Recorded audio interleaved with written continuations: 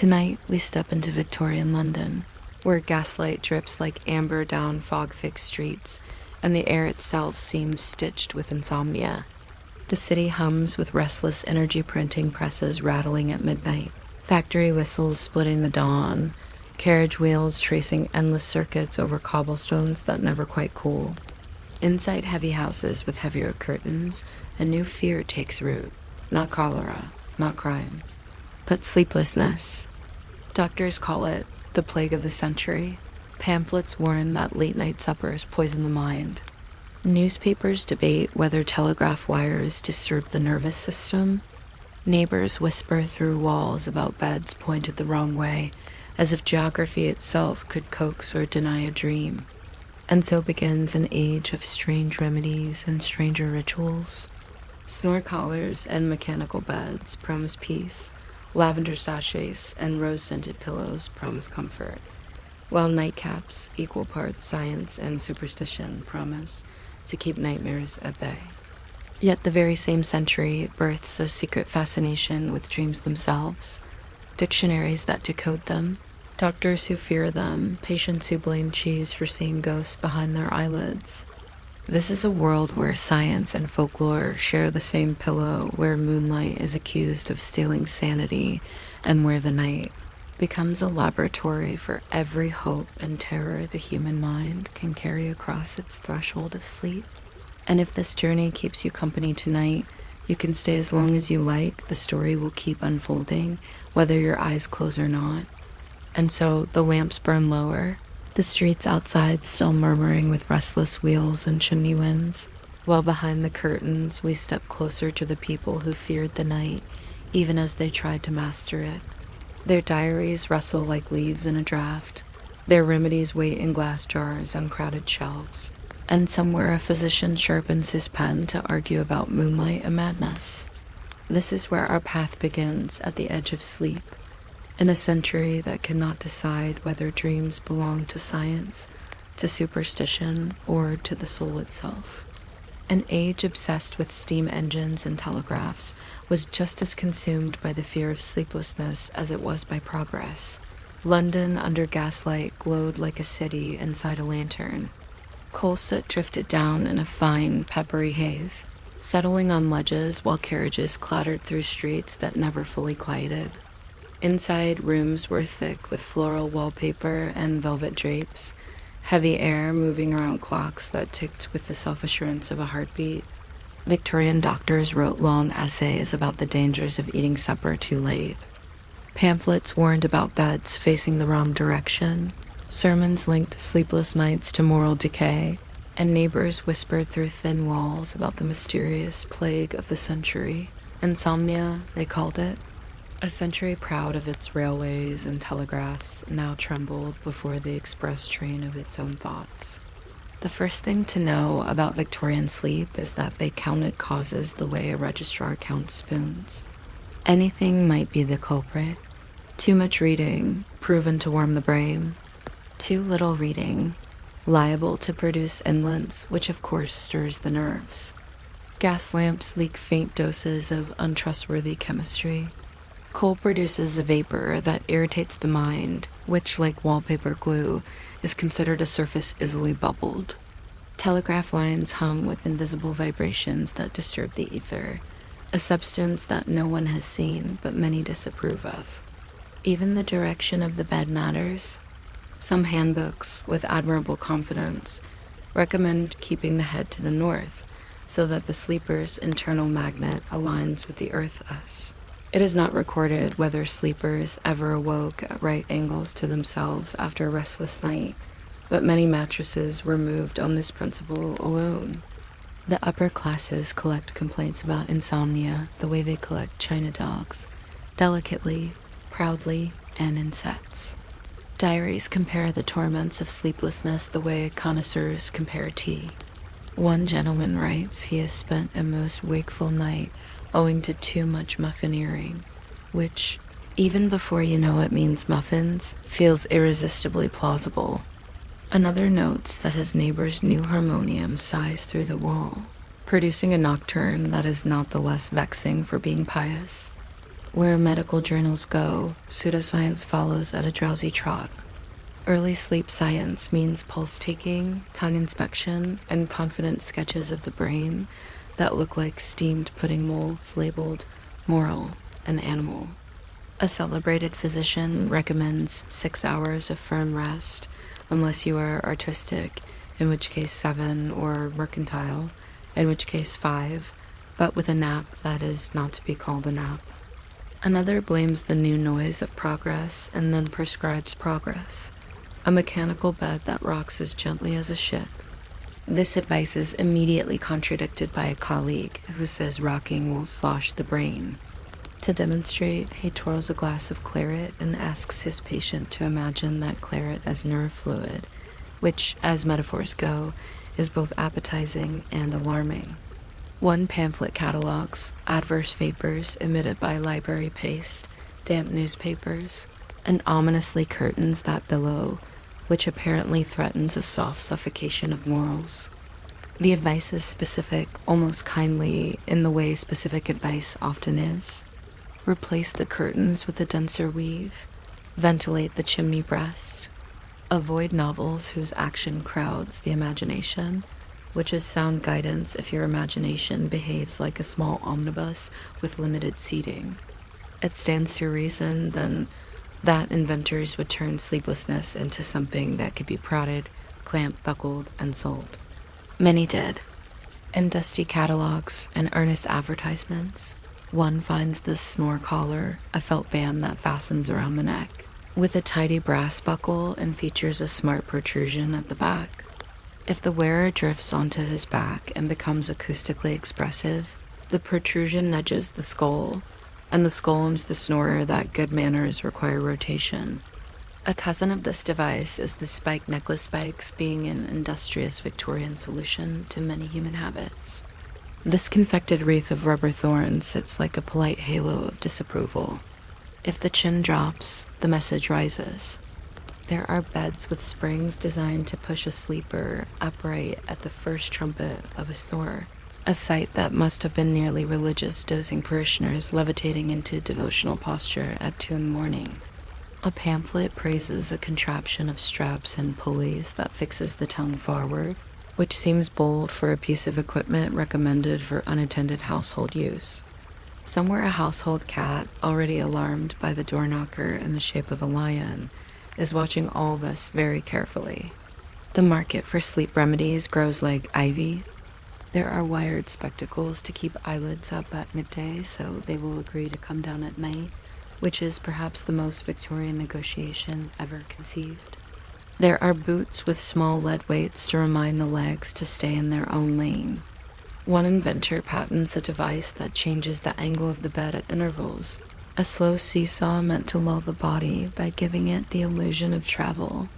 Critics suspect it produces the illusion of seasickness.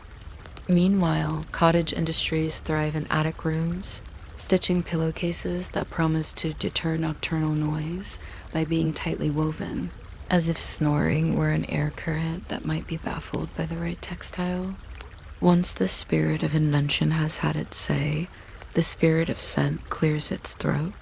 If sleep will not come by buckle or spring, it may be coaxed by aroma. The perfume war on insomnia begins quietly with rose pillows. In these, dried petals are sewn into small pockets that rustle faintly when shifted, making every adjustment sound like a small summer. They are followed by lavender sachets, proper little bundles tied with ribbon, tucked into pillow shams, drawers, and occasionally pockets, in case sleep is encountered in the street and needs to be lured home. Chamomile is boiled and sighed into the air. Orange blossom is steeped in spirits of wine. There are chamomile wreaths to be hung over the headboard like a laurel for the best sleeper in the house, though no competitions are recorded.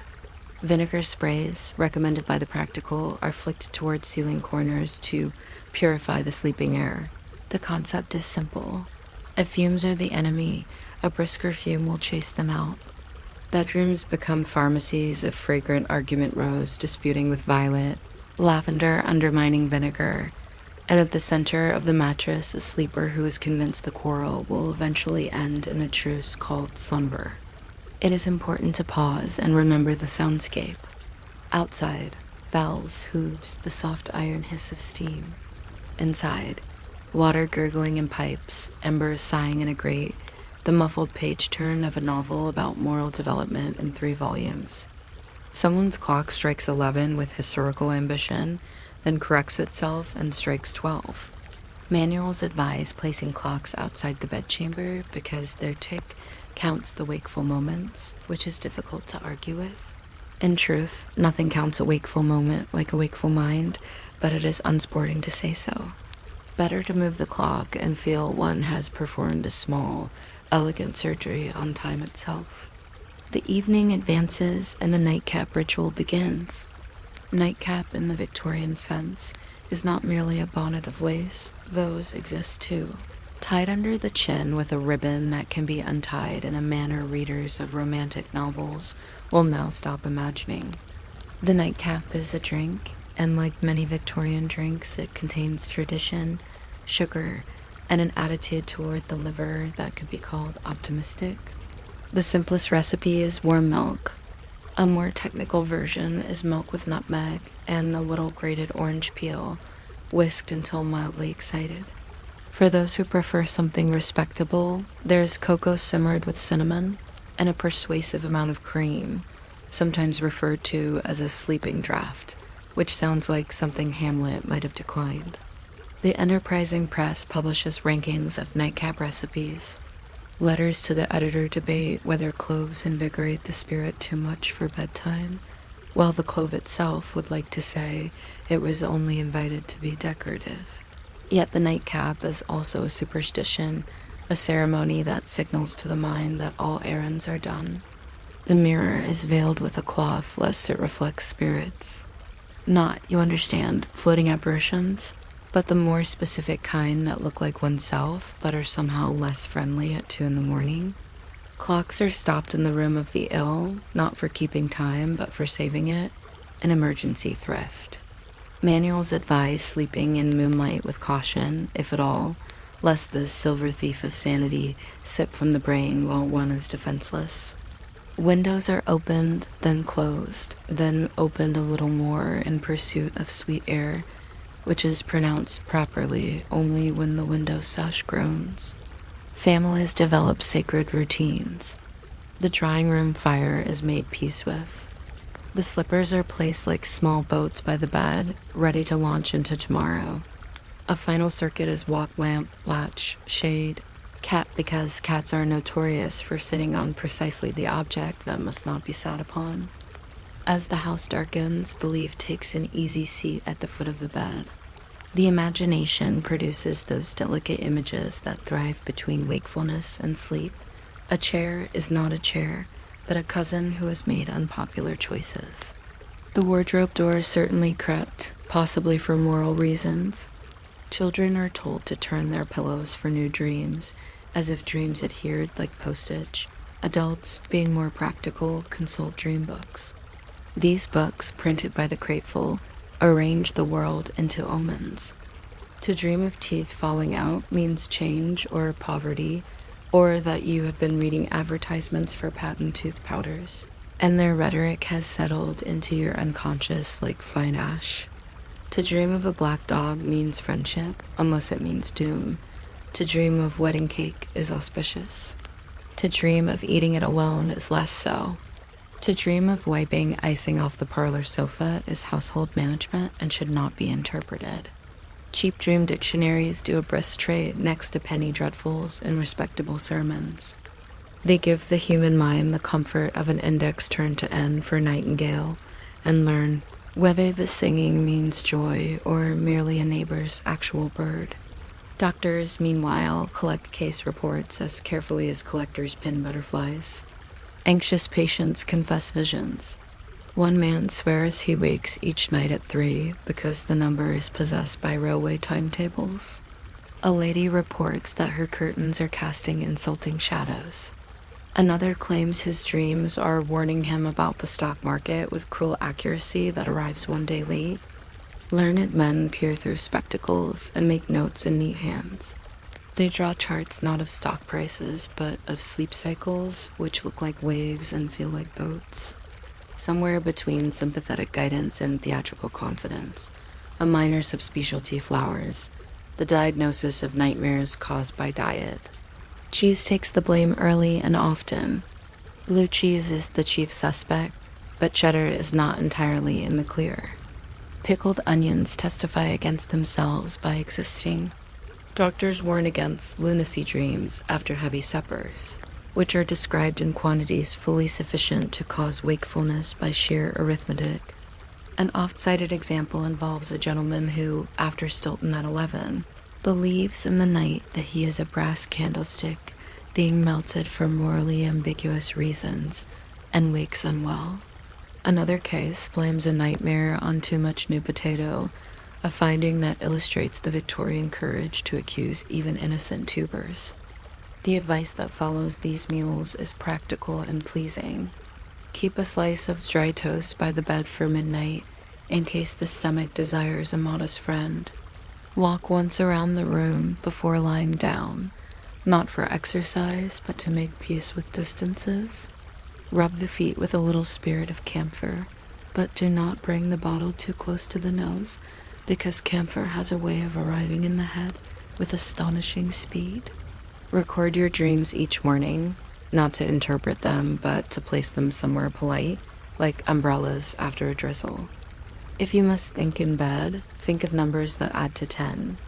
If tens are too vigorous, think of fields and small gates.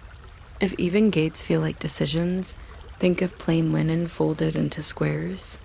The 19th century, for all its noise and engines, believes in humble order as a sedative.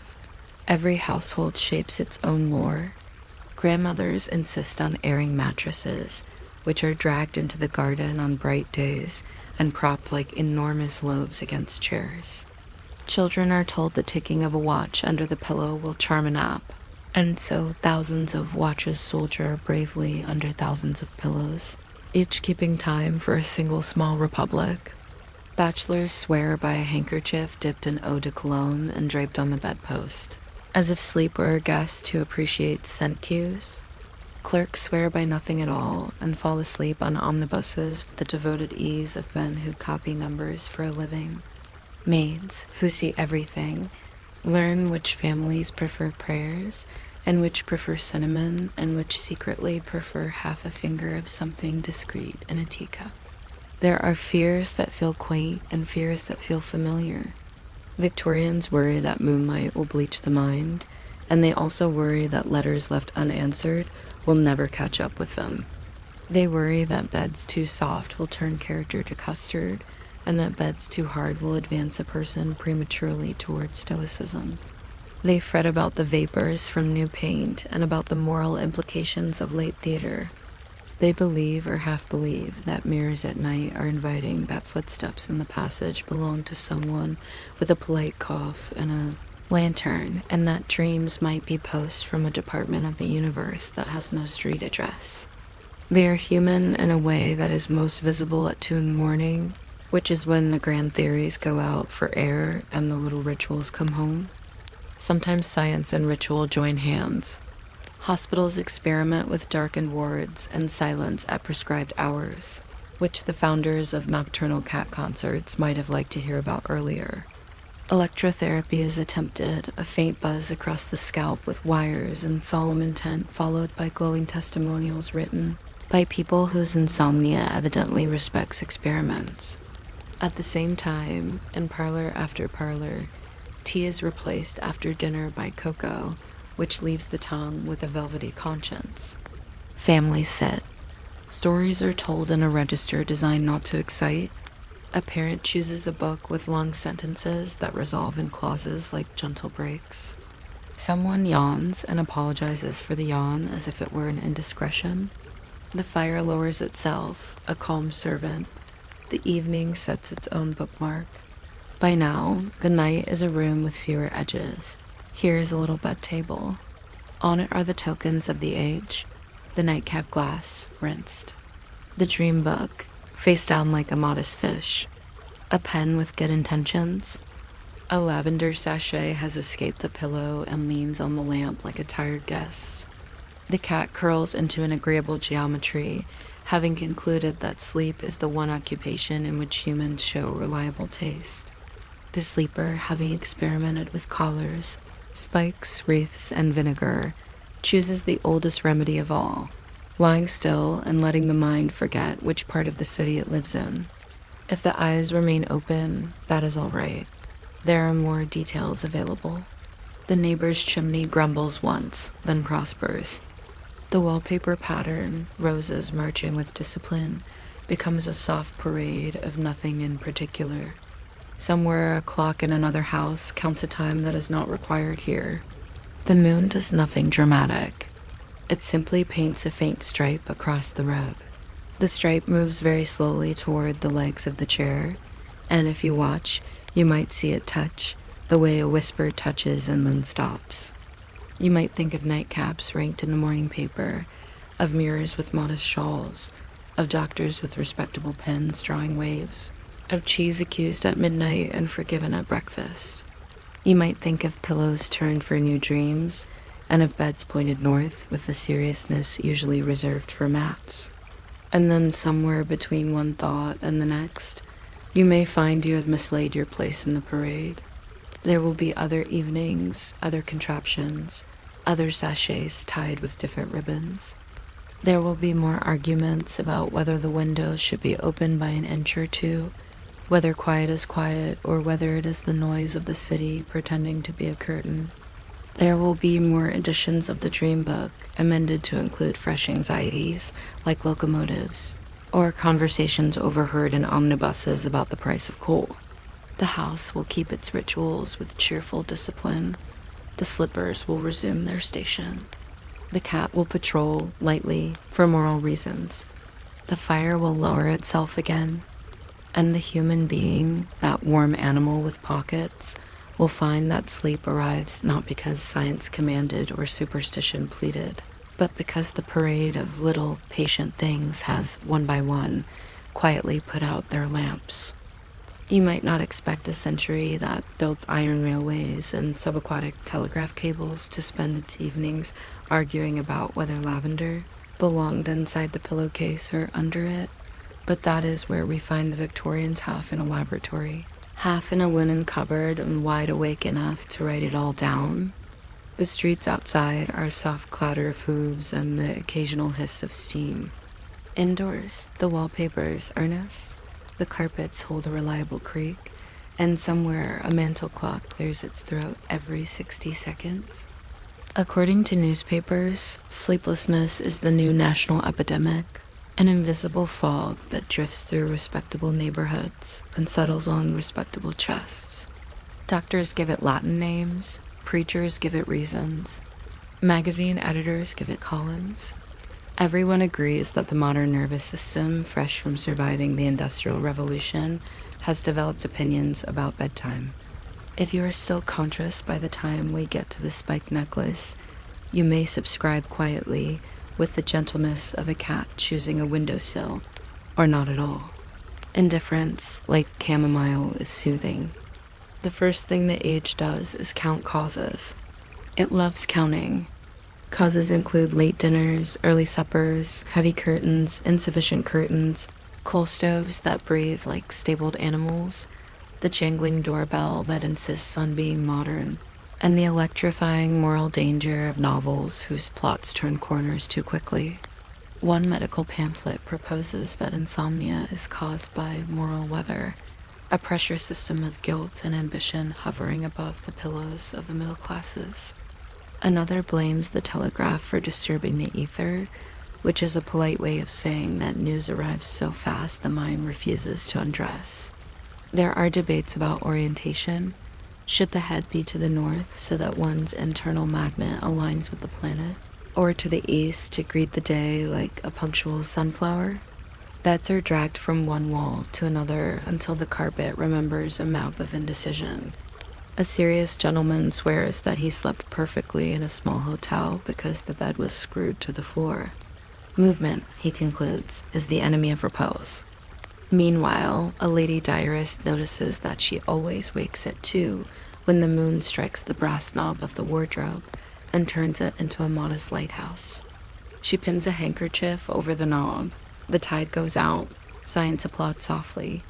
Medical journals bristle with hypotheses that have the confident air of freshly starched cuffs. Too much gaslight, says one writer, warms the brain the way late sun warms brick, so thoughts keep giving off heat into the small hours. Another says too little light leads to rumination, a bovine term more frankly applied to ideas than to meals. A third, anxious about the new craze for indoor plants, warns that ferns use up the bedroom's night air. Remove the fern, he scribbles, and an obedient nation carries pots through hallways like polite funeral processions. There is a field of sleep pseudoscience in which each practitioner has a favorite lever to pull on the human machine. Some favor the spinal column, some the digestive tract, some the moral faculty, which is mapped on diagrams with the steadiness of a surveyor who has never met a moral. A few surgeons favor the nose and publish sketches of nasal passages in which insomnia appears to have set up a small, respectable post office.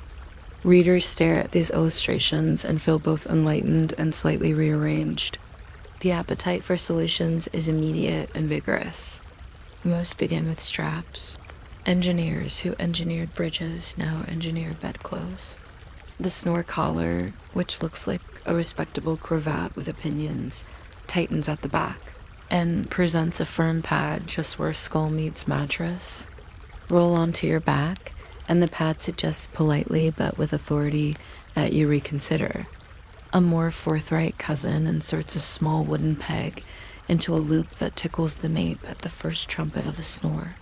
The inventor assures potential customers that the peg is of minimal intrusiveness, a phrase best appreciated by those who have never tried to sleep on a suggestion. Then there is the spiked necklace. The spikes are rubber or leather, depending on one's optimism, and arranged like a cautious rose. If the chin drops, the rose remembers its thorns. Magazine illustrations show elegant men in nightshirts wearing these collars with metropolitan calm, as if dressed for a midnight committee meeting. Somewhere out of frame, a cat develops a strong opinion about humanity. Beds themselves become experimental apparatus. A patent bed tilts imperceptibly from foot to head over 20 minutes, untilts and repeats. The ad copy promises marine gentleness without seawater, as if the public had chiefly been concerned about the damp. Another design lifts the sleeper to a sitting position at the first snore with an ecclesiastical dignity, which may be why at least one vicar raved about it in a letter to the editor. There are elasticized straps to hold arms in decorous positions and springs that respond to overly enthusiastic breathing with small nudges. An entire subculture of anti-snore pillows boasts a clever hollow for the ear and a ramp for the jaw. Each is the last pillow you will ever need, which by the following Thursday is no longer true. And because the Victorians cannot resist a good list, there are sheets woven from unreasonably pure linen, blankets with hygienic borders, flannel nightshirts for ventilated modesty, and because the mind, too, must be restrained, bookstands that bolt to the headboard and hold serious literature at a distance considered soporific by committee. None of this prevents the herb sellers from taking the field. If the body will not be strapped into silence, perhaps the air can be persuaded. Enter the sachet small, friendly, and confident. Lavender leads the regiment, followed by rose, violet, rosemary, and orange flower. They are stitched into little cushions that can be tucked into pillows or buttoned rather abruptly to nightcaps. A columnist for a ladies' magazine reports that she sleeps better with 3 sachets, one under each ear and one to preside. Manuals insist that you crush the sachet before use to awaken the virtue, a gesture that feels gratifyingly managerial. Parlors smell like herb shops after a minor windstorm. Recipes flourish. Steep lavender in proof spirit for 6 days. Shake daily while thinking of the Alps. Then splash the result around the bed curtains with a sprig of something Latin. Vinegar sprays have their own congregation. A fine mist cast into corners is said to freshen a room as briskly as a chaperone. There are wreaths of dried chamomile hung like laurels over headboards and potpourri jars the size of modest cannonballs. Bedrooms become indoor gardens with the windows shut, and sleepers lie blinking under branches of good intention. The nightly procession continues into the kitchen with the nightcap ritual, that mixture of science, tradition, and hope poured into a cup. Warm milk is the base note. Milk with nutmeg is a progression. Milk with nutmeg and a discreet ribbon of brandy is controversial but popular in households where the phrase, for medicinal purposes, is pronounced with conviction. Cocoa, sometimes flavored with orange peel and a democratic snowfall of sugar, is considered both wholesome and permissibly indulgent. Periodicals rank recipes with grave thoroughness. The Illustrated Slumber recommends half a teaspoon of honey. The Household Oracle warns against honey's vibrant energy and suggests oat water instead. There are recipes for sleeping draughts involving lettuce infused in boiling water, which produces a liquid that tastes perfectly like the phrase good character. For those who want to avoid liquids altogether, a food writer proposes a night biscuit of ground almond and caraway, designed to be eaten with such calm that the mind idles by sympathy. Ritual shades into superstition as naturally as lamplight into dusk. Mirrors are shrouded lest they, like overeager doorways, invite traffic. Clocks in sick rooms are stopped to persuade time not to wander. Manuals warn against sleeping in full moonlight. The silver finger, as one poet calls it, is thought to stir melancholy in the skull. A handful of people, no more than you could convene in a hallway, insist that sleeping with the mouth open lets the soul travel too far and return flustered. Practically everyone agrees that windows should be opened just so, by an agreed-upon inch that differs by county. Slippers are placed with nautical precision beside the bed. There is something about their patient, harboring shape that suggests tomorrow is already bridged. In many homes, the youngest child is permitted to blow out the final candle, a privilege that supplies families with photographs of round faces puckered in responsibility. When the smoke threads upward, the day's arguments unbutton themselves and hang on the back of the chair. Now the mind does its own business. The Victorians respect dreams in a workmanlike way, as one respects trains. They run, they go somewhere, and sometimes they carry parcels of meaning. A thriving trade in dream books promises to translate symbols into forecasts. Lose a tooth in a dream and you may gain money or lose it again. See a black dog and expect faithfulness unless the dog looks at you reproachfully, in which case perhaps you owe someone a letter. Cakes, ribbons, feathers, steeples, there is a tariff for everything. Publishers sell pocket editions to be kept by the bedside. Morning scribblers note down the night's cargo and consult their indices as calmly as they check the weather. One particularly ambitious volume includes a fold-out chart called The Map of the Sleeper's Mind, on which districts named Fancy, Prudence, and Appetite border a large inland lake called Reflection. The lake has no outlet, nobody minds. Doctors write case histories with the air of naturalists describing moths. A clerk dreams nightly of adding machines whose levers stick at the digit 7. Prescribed, a change of posture and fewer almonds after 9. A young wife reports being pursued by a runaway perambulator down Holborn Viaduct. Prescribed, a walk before dinner and a lecture on pastry. Several men of business confess to dreams of public speaking without trousers. Prescribed, a woolen layer because wool is sensible in all circumstances. But the most enthusiastic diagnosis is gustatory.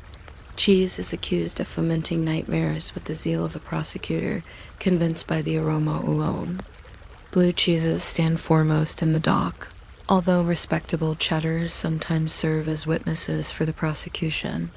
Pickled onions, red wine, late trifle, and gravied meats are indicted as accessories. A doctor in Bath, with exquisite politeness, advises his patients to keep a food diary of the dark, which sounds like a gothic novel, but is in fact a timetable of custard. From these theories comes a regimen of small consolations. Air the mattress in winter sunlight, then turn it like a loaf. Warm the sheets with a stone bottle wrapped in flannel, and remove it just before lying down, so the bed remembers summer but is not tempted to nap for you. Keep a crust of dry toast within reach for 3 a.m., when the stomach wants to be reassured of civilization. Rub the solace of the feet with a little spirit of camphor very lightly, as if addressing a fainting aristocrat. Read 1 page of a book with long paragraphs and not too many weather events. Pray, if you pray in sentences that end where they began. If all else fails, count backward by 3s from a number that feels confident in itself, like 97. With luck, you will misplace a digit and be forced to stop in a place that looks restful. Households develop local rules with endearing authority. Aunt Margaret insists the bed must not face a door or the night will pass too quickly, which may be exactly what you want, but is not apparently proper. Grandfather, who sleeps like a stone boat, insists that noise is good for the character and therefore snores charitably. Children are taught to turn their pillows to find the cold, an early lesson in resource management. Lodging housekeepers swear by a sprig of pennyroyal under the pillow. Sailors returning from long voyages swear by silence that sounds like waves. Clerks fall asleep on omnibuses with the serenity of men who have read the same numbers all day. The cat knows every bed in the house and considers them all part of its professional remit. It patrols at odd hours to confirm that the family is lying down properly. Cats, being immune to pseudoscience, enjoy excellent health. Sometimes science and bedtime meet in a corridor and exchange hats. Hospitals dim wards at set hours and discover that quiet is a medicine with no ill effects. The new discipline of hygiene recommends washing hands and ambitiously minds. Phrenologists, those earnest readers of cranial landscapes, propose that rubbing the benevolent area behind the ear may soften a harsh dream. A skeptic tries it and reports a dream about forgiving a cucumber, which no one knows what to do with. But the skeptic wakes cheerful. Electrotherapy is attempted with tiny currents across the temples. Results are mixed, but everyone agrees the apparatus photographs very well. Lectures on physiology include a lantern slide of sleepers, each labeled first stage, second stage, and paradoxical movement, as if human rest were a railway timetable. People come away heartened that even their naps have schedules. By now, the house has settled into that reassuring shape it takes at midnight, all elbows smoothed, all corners thoughtful. Listen, a coal pops in the grate like a far-off cork. Somewhere a watch ticks inside a drawer, muffled to the sound of patient rain.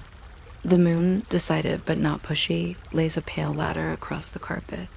On the night table rest the tokens of the age, a folded handkerchief scented with something Latin, the nightcap cup with its rim of chocolate, a dream book sleeping face down, a sachet of lavender breathing faintly like the smallest bellows.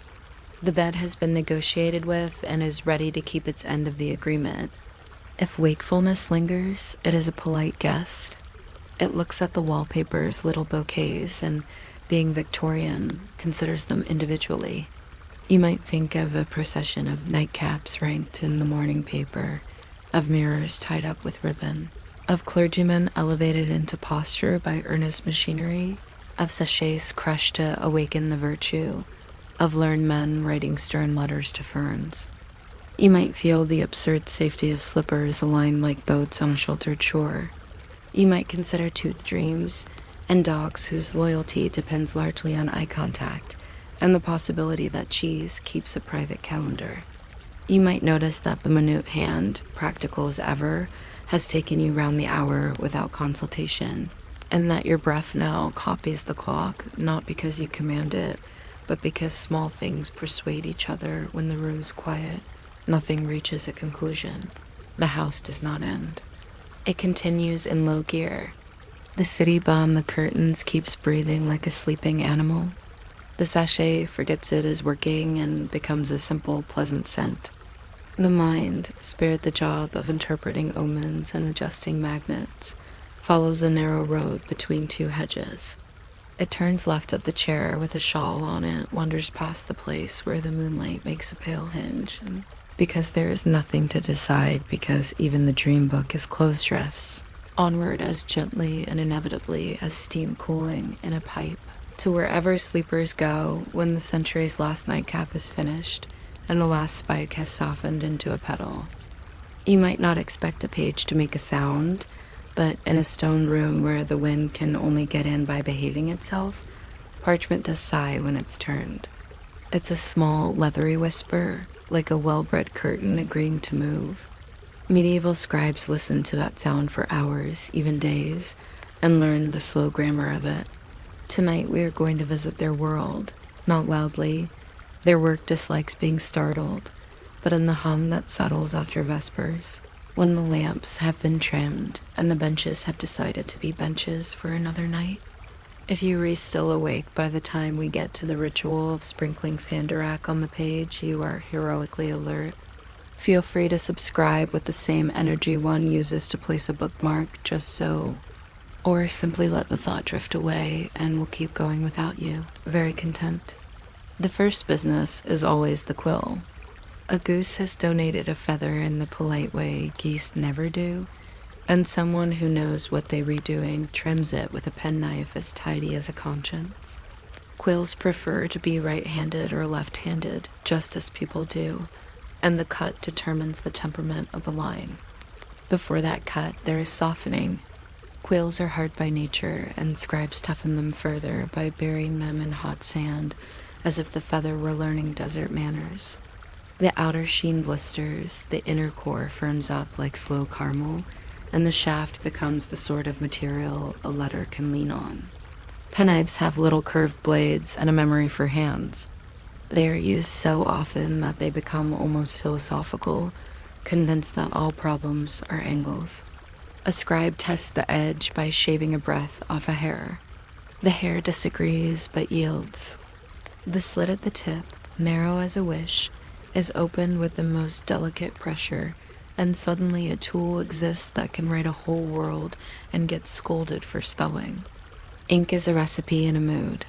You take galls, those small hardwood tantrums that oak trees throw when wasps annoy them, and soak them in wine or vinegar. The liquid grows duskier by the hour, like evening considering its options. Add iron salts, and the infusion turns a decisive black with a hint of blue, the way rain decides to be serious.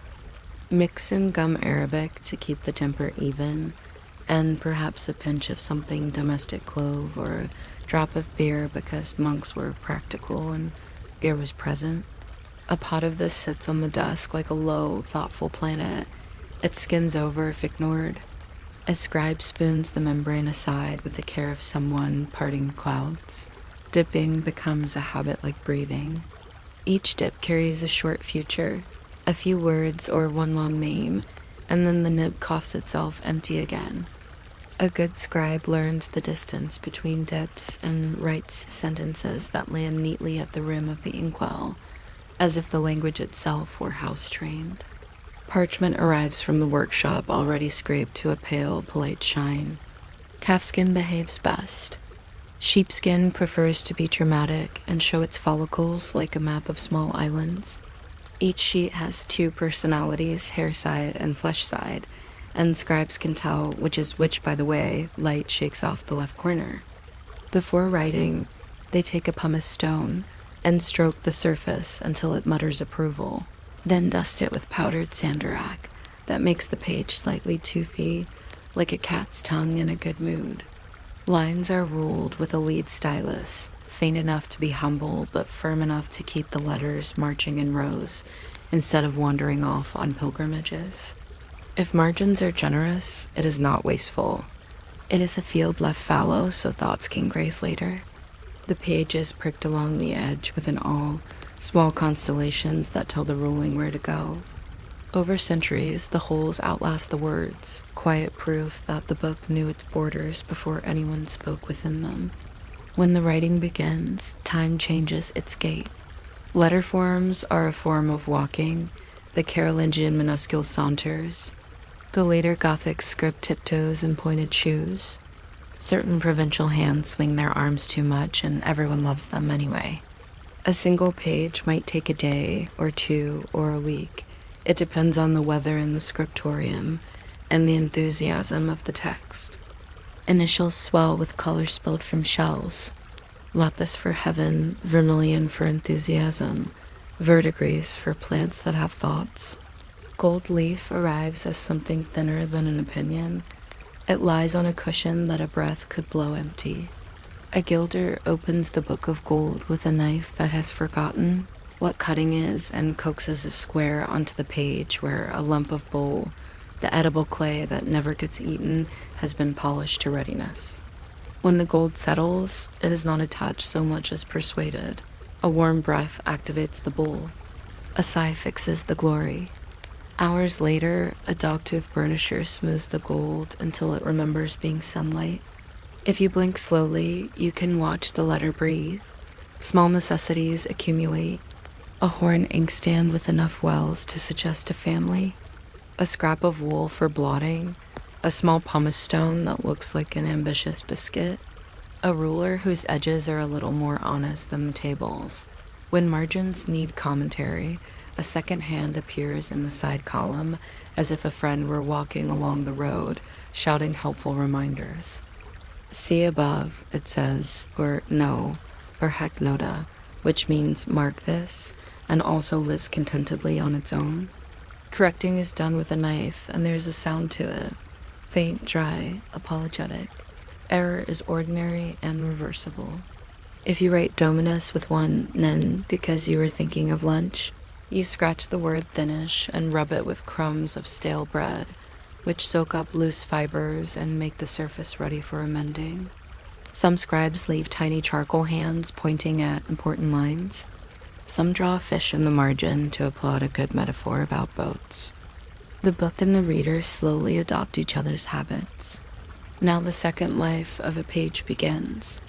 Rubrics headings in red grow like berries at the edges of fields. They are as nice to see as they are to say. Capitals stretch their legs and step into the margin wearing flourishes, a bit like doorways bowing. Running titles whisper what the reader is about to find, and sometimes get it wrong in the same charming way old signposts do. Prayers are cut short where the lamp went out. Scribes begin a line with the word item, and forget what item it was, then remember 2 lines later and invent a discreet arrow. You can tell the speed of a sentence by how impatient the descenders are to reach the next line. There is a rhythm to the page turn. A thumb under the lower corner, a soft lift that keeps the leaf from thinking it is important. A small hover near the center where the stitching dreams of being a vertebra, and then the sign lay down on the other side. The book likes to be handled this way. It is the difference between being read and being rummaged. The people around the desk are not always pious statues. Someone coughs and is shushed by a person whose cough will arrive later and be equally shushable. Wax drops from a candle and makes a small crater that future scholars will misinterpret as punctuation. A mouse in the wall debates literacy. If it emerges and tastes the corner of a salter, it will prefer the edge smeared with glare, the beaten white of egg that seals the gold, and leave a nibble signed with its private name. In a certain abbey, a cat walked across wet ink and left paw prints that have been adored by graduates ever since. The cat, being a cat, had opinions about glosses. Book curses proliferate. Whoever steals this book, may the book turn to a serpent in his hand. The serpent never arrives, but the sentence works because guilt has an exquisite ear. Readers copy the curse into their own books and fall asleep feeling wonderfully moral. Bindings have their own weather. Some boards are thick as doorways and covered in leather as calm as well-behaved vendor heads. Straps cross the foredge like belts on decisive trousers. Clasps click with the satisfaction of small engineering problems solved. In some libraries, the volumes are chained to desks. The chains are not angry, merely administrative. A reader pulls a book along the chain's radius, and the binding shows it in its shoulders for the next century. When a text becomes important, it is rebound and gains margins that no longer match its thoughts. Books travel sometimes to a neighboring house, sometimes over mountains in the lap of a mule. They pick up ownership inscriptions like stamps and passports. This book belongs to the convent of St. Agnes, and whoever removes it shall be removed. The most unassuming hand on the flyleaf writes a date and doesn't imagine that. 700 years later, someone will look at the date and think, what a clean 8. Every craft has quiet catastrophes and quiet rescues. Pages get damp and cockle into gentle hills that retain rainwater in memory. A binder clamps them, mists them, and persuades them flat between felts with weights that are a little like well-mannered ambles. Colors fade in their own accents. Vermilion holds a bravado. Verdigris turns brown like tea that has decided to retire. An illuminator sees a saint's robe changing seasons and nods, as if the saint's wardrobe were simply being modern. Wormholes appear, as punctual as dotted lines. There are tiny tunnels so straight that one suspects the worms carried compasses. Scholars trace them and find 2 pages that never met, but were once neighbors. Repairs are stitched with thread or with their own story. A torn margin gets a little patch of parchment of slightly different accent, as if a foreign cousin had come to live at the edge of the family. Marginalia tell you who couldn't help talking. A monk notes a frost and considers the likelihood of beans. A student doodles a jousting snail. Nobody knows why snails carry lances so often, but they do, and the snail wins with unfailing meekness. Sermon notes march parallel to poetry, polite as umbrellas traveling in the same direction. A later owner writes a price, thought for 3 shillings, and because a shilling would buy a small goose. We think of it that way. Calendars note feasts and weather. A entry for the Feast of Saints within mentions rain in a tone that suggests sense within head influence. The pages are a long hallway where generations have whispered, oh yes, and indeed, and perhaps not, and I was here. You can almost hear them through the leather, a very dignified murmur, like a rehearsal in another room. When scribes stop, the book begins to start again as someone else's work. It sits in a chest, then a cupboard, then a library where windows forget to close at night. It travels from monastery to manor when monasteries doubt themselves. It becomes a palimpsest when parchment is scarce and an accountant writes over a psalm, which is the sort of thing a century does when it needs room. Later, a scholar with violet fingers holds the page against a basin of light and sees the older text float up like a faint echo. He notes it in his notebook, which will itself become someone's primary source for the way ink used to be described. A book spends 100 years unopened and is perfectly happy about it. When finally opened, it yawns as politely as a cat and pretends it was awake, because books were raised among monks and no courtesy. You see, the pace of all this never changes. The pen rests, the knife scrapes a soft syllable, the gold leaf lies like breath caught in a window. The page accepts both prayer and grocery list with the same composure. If you were to design an ideal bedtime ritual, you could do worse than imitate a scriptorium. Prepare the materials, sharpen the tool. Make a few lines to show where thoughts will go and where they will not. Cover mistakes with a crumb and pat them level. Leave a generous margin in case the future needs somewhere to lean. And allow for small animals. The mind, always looking for method, relaxes when it sees one made of quiet tasks. There are small absurdities to keep you company. A recipe for ink that calls for rainwater caught on Maundy Thursday, as if the sky kept appointments. A note in a margin explaining that the scribe sneezed and will make it up tomorrow. A rubricator who suddenly writes 6 rubric-colored words in the body of the text and apologizes with a red oops. Shaped like a bird. A psalter whose bequest clause promises prayers for the donor until the book dissolves. The book hasn't yet, so the prayers remain in budget. An ownership stamp featuring a bear that looks modestly embarrassed by heraldry. A doodled ladder down which a small monk is climbing to reach a note he left on the previous page. A booklet about arithmetic bound inside a sermon, as if virtue had picked up a pocket calculator. If you're still drifting alongside us, we can listen again to the small noises that make up this gentle industry. The nib touches down with a tiny kiss. The pen lifts and makes a faded echo mark on the margin, a habit like a minstrel's last chord. A page turned too quickly makes a sudden drum. The reader looks around as if he has frightened history. When the lamps are snuffed, there is the faintest sound of cooling metal.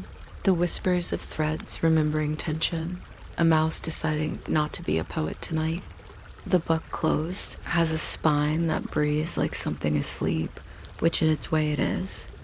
It dreams not in images but in alignment, lines that kept their promises, knots that held, margins that kept back their opinion until asked. Some evening, centuries later, a conservator in a quiet room unrolls a fragment and tastes figuratively, not rashly, faint iron of the ink, the dusty honesty of vellum, the breath of oak that has not been a tree for a very long time. She dusts with a brush made of hairs that never argue. She humidifies a wrinkle until it confesses and flattens. She reshelves the volume with the call number resting like a mild secret on its spine. On her desk, a quill cut last week performs a demonstration for school children who are encouraged to blot and find it delightful. Someone asks whether the writing was faster in the old days. She smiles in a way that suggests speed is rarely the point. The line between then and now is ordinary and comfortable. We still chase a pen across a page and find that the hand has opinions independent of the mind. We still sand our pages, though now the senderac is sometimes a keyboard shortcut, the same little preparation that lets ideas grip. We still make margins to negotiate with tomorrow. When we pass our fingers over a page that was a calf, and then an idea, and then a prayer, and then a repair, and then a quiet, we are mostly making friends with time. It turns out time enjoys company when nothing urgent is requested of it. If you like, you can imagine a scribe finishing a line and pausing to see if the next line is waiting. Sometimes it is, standing there with its hat and walking stick already composed. Sometimes it is across the room, examining the gold, and needs a moment. The scribe dips the quill and decides to be patient. The quill agrees. The page is as certain as the moonlight that the next word exists, even if not yet on this page. Not yet in this room, not yet in this century. And so, with the lamps low and the breathing slow, the book continues by staying still. The letters, small as seeds, settle into their furrows. A mouse approves. The chain, if there is one, lies without complaint. The night turns itself like a leaf and makes that quiet, leathery sound that says nothing sudden will happen now.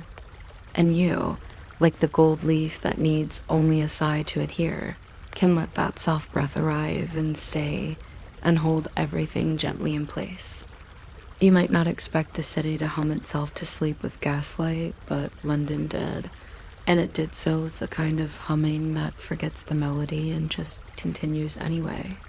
The pools of light on damp cobbles made long pewter pathways, and if you listened very gently, you could hear every lamp say the same thought: it will be morning eventually.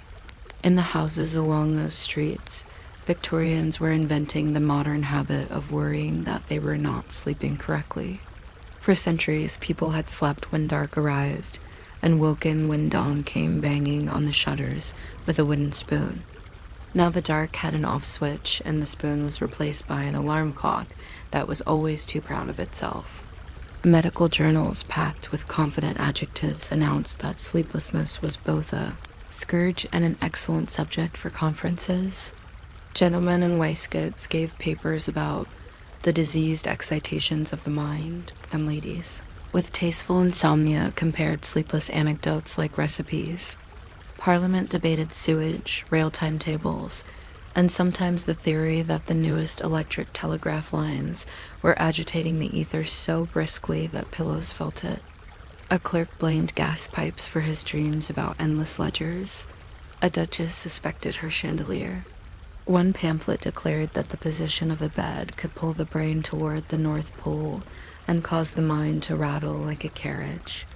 If you are still awake by the time we discover how seriously they took blue cheese as a neurological threat, feel free to subscribe in your heart very quietly, as if subscribing were a yawn you didn't bother to hide. The Victorians loved a theory the way cats love sunbeams. They curled up on it even if it moved a little. Physicians wrote about the overstimulated urban organism, which is a lovely phrase if you read it slowly, and a confusing one if you're trying to buy onions. They measured skulls, pulses, and sometimes curtains. One popular doctor advised that heavy drapes create a soporific environment, which is technically accurate for curtains, and also for lectures about curtains. Sleep's chemistry was a mystery, so they added labels. They called it a function, a repose, a nightly renovation, a temporary death unaccompanied by mortuary consequences, which is quite a way to wish someone good night. Housewives bought handbooks thick enough to double as doorstops, each promising a system: go to bed at 10 or 9. Or 11, but never 12, unless it's a leap year. Walk after supper. Do not walk. Imagine yourself counting sheep. Imagine yourself the sheep. Avoid excitement. Avoid monotony. Try a Snore necklace. Yes, we will get there. While consuming a mild draught of cocoa, unless cocoa unnerves you, in which case consider milk warm to the patience of a parent. The upper classes wrote letters to newspapers confessing that they, too, lay awake contemplating the rate of progress, which is to say trains. A gentleman in Brighton compared his insomnia to a neglected railway carriage. Another compared it to a vigorous ferry. Whatever the metaphor, the bed was always a vehicle and nobody knew where it was going. When people have a fashionable problem, markets appear, wearing aprons and the expressions of efficiency. London's shopkeepers obligingly sold sleep. In chemists' windows, little glass bottles posed with Latin labels, as if the insomnia were the kind of social occasion that required declensions. Behind them, in the dimness that chemists treat as character, stood jars of powdered lavender and sachets sewn by someone's industrious aunt. There were flannel nightcaps with tassels like agreeable comets. There were patent sleeping draughts that contained a practical amount of alcohol and astonishing amounts of confidence. Manuals recommended the bouquet approach. Stuff your pillow with hops, sprinkle rose water like polite rain, tie a nosegay to the bedpost, and whisper to it like a pet. Newspapers published rankings of the best nightcaps for dreamless slumber as if nightcaps were opera tickets. Eggs were beaten into warm sherry until the mixture developed opinions. A drink called white wine negus promised to tuck you in and walk the dog. Every recipe assured success if taken without undue hilarity, a phrase which is both warning and prophecy. Victorian ingenuity could not leave a problem unembellished. They invented snore collars, gentle loops of ribbon or leather that sat around the throat like a timid cravat and contained a clever little stud intended to apply moral pressure to the larynx. Advertisements showed a handsome man asleep as respectably as a sofa. The collar, however, had the last word, and it was ahem. There were also spiked anti-snore necklaces, delicate arrangements of discomfort designed to discourage the head from tilting backward into the posture of a satisfied trumpet. Imagine dozing off and finding your own jewelry politely opposed. Mechanical beds formed a second line of defense. One model lifted its snoring occupant into a half-sitting position like a very patient usher. Another came with a whispering mechanism that clicked whenever the sleeper forgot their obligations to quiet. Small household industries, the kind that loved to work at kitchen tables, sold cork mouthpieces for gentle jaw closure, and feather arrangements to cushion the sternum at precisely the angle recommended by a doctor who had very recently discovered angles. Photographs from the period show these contraptions with the same proud expression that teaspoons have. A salesman claimed that a certain spring mattress persuades the nightmare to seek alternative locations, which may be the politest eviction notice ever written. The Herbals went to war with insomnia in the perfumed manner of well-brought-up gardeners. Lavender sachets sprouted like violets in bureau drawers and under pillows. Chamomile, that honest little daisy with the soul of a grandmother, brewed itself into bedtime teacups across the land. People hung wreaths of dried roses above their beds and called them guardians. Vinegar sprays promised to purify the sleeping air, which is the kind of sentence you can either fight or enjoy. The Victorians did the latter. A respectable belief held that smelling something very determined clove, mint, violet, could organize the mind's riot into a well-behaved parade. Meanwhile, temperance advocates warned that a stiff nightcap was, in fact, a slippery slope wearing slippers. The public ignored them selectively. There were families whose bedtime routine sounded like a recipe. Open the window 2 inches. Apply a chamber pot to the hallway so ghosts will not intrude. Dab the temple with Florida water. Turn the pillow to its courageous side. Recite an improving stanza. Arrange the bedclothes north to south to avoid continental misalignments. And finally keep a dash of smelling salts within reach in case the dream tries something dramatic. Nothing dramatic ever happened. This was part of the charm. We drift now to the evening ritual, the nightcap itself, which was equal parts beverage, superstition, and theater. The pot on the hob simmered like a quiet plan. Milk warmed with sugar, stirred in lazy circles till it remembered the cows, was the plain version. The advanced version involved egg yolk, nutmeg, a little brandy, and the confidence of a host who has read a great many recipes.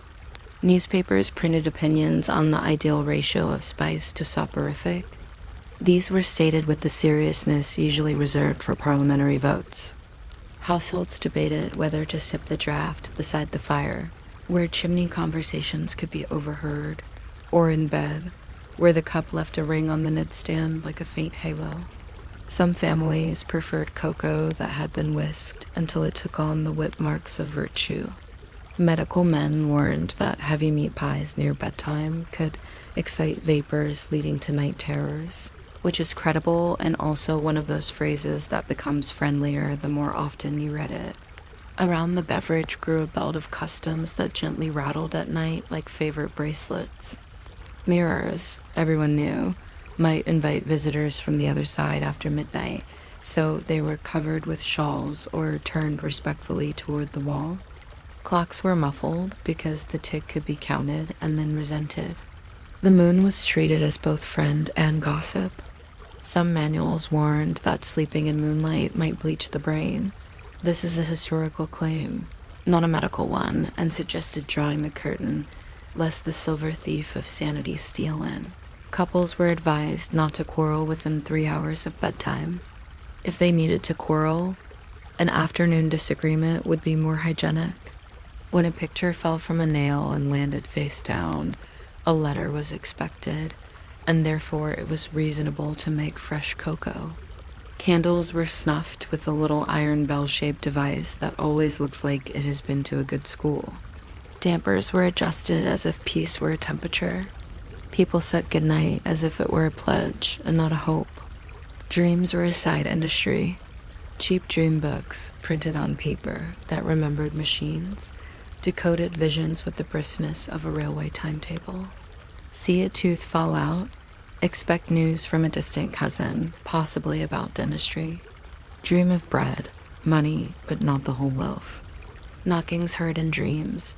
A stranger on Tuesday, unless it rains, in which case Wednesday will bravely volunteer. A cottage industry of prophecy grew like moss, and nobody minded if it contradicted itself because it was almost certainly true for someone. There were warnings about night air, night foods, night thoughts, and the habit of reading novels under the blanket with a lamp that blackened the shade like an argument.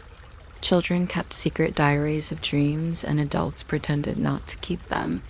One newspaper reported a spate of nightmares caused by pickled onions. Another denounced blue cheese on similar grounds. This was not wholly unreasonable. A rich Stilton enjoyed too near midnight can convince anyone that the curtains are thinking. There are recorded cases, written in neat slanted pen, of individuals who suffered muscular dreams after a third helping of beef. Their doctors wrote solemnly that the brain dislikes being mistaken for a pantry. Meanwhile, physicians invented machines and then sat beside the machines like proud parents. The mechanical bed we met earlier continued to tilt dozers toward orthodoxy. A rival bed promised to align the breath with the axis of repose, a sentence so geometrically confident that many people bought it. There were also vibrating chairs that shook a person into the general neighborhood of relaxation. This worked best on those who believed in the vibrating chair. Readers were encouraged to try monotonous volumes before sleep dictionaries were especially praised for their measured trot, which may make you smile at the irony of the book you are currently listening to. A few daring souls experimented with electricity, delivering mild shocks to the wrist to reassure the nerves that a pattern exists. The nerves, if pulled, might have asked for cocoa instead. Let us visit a bedroom in 1874 late, where the house is den creaking and the coal is arranging itself politely.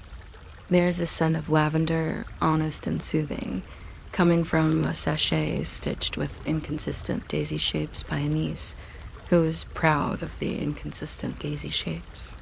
On the nightstand is a small blue bottle labeled chloral, which an enlightened doctor recently prescribed, and which will be used cautiously because everyone knows at least one person who overdid the caution.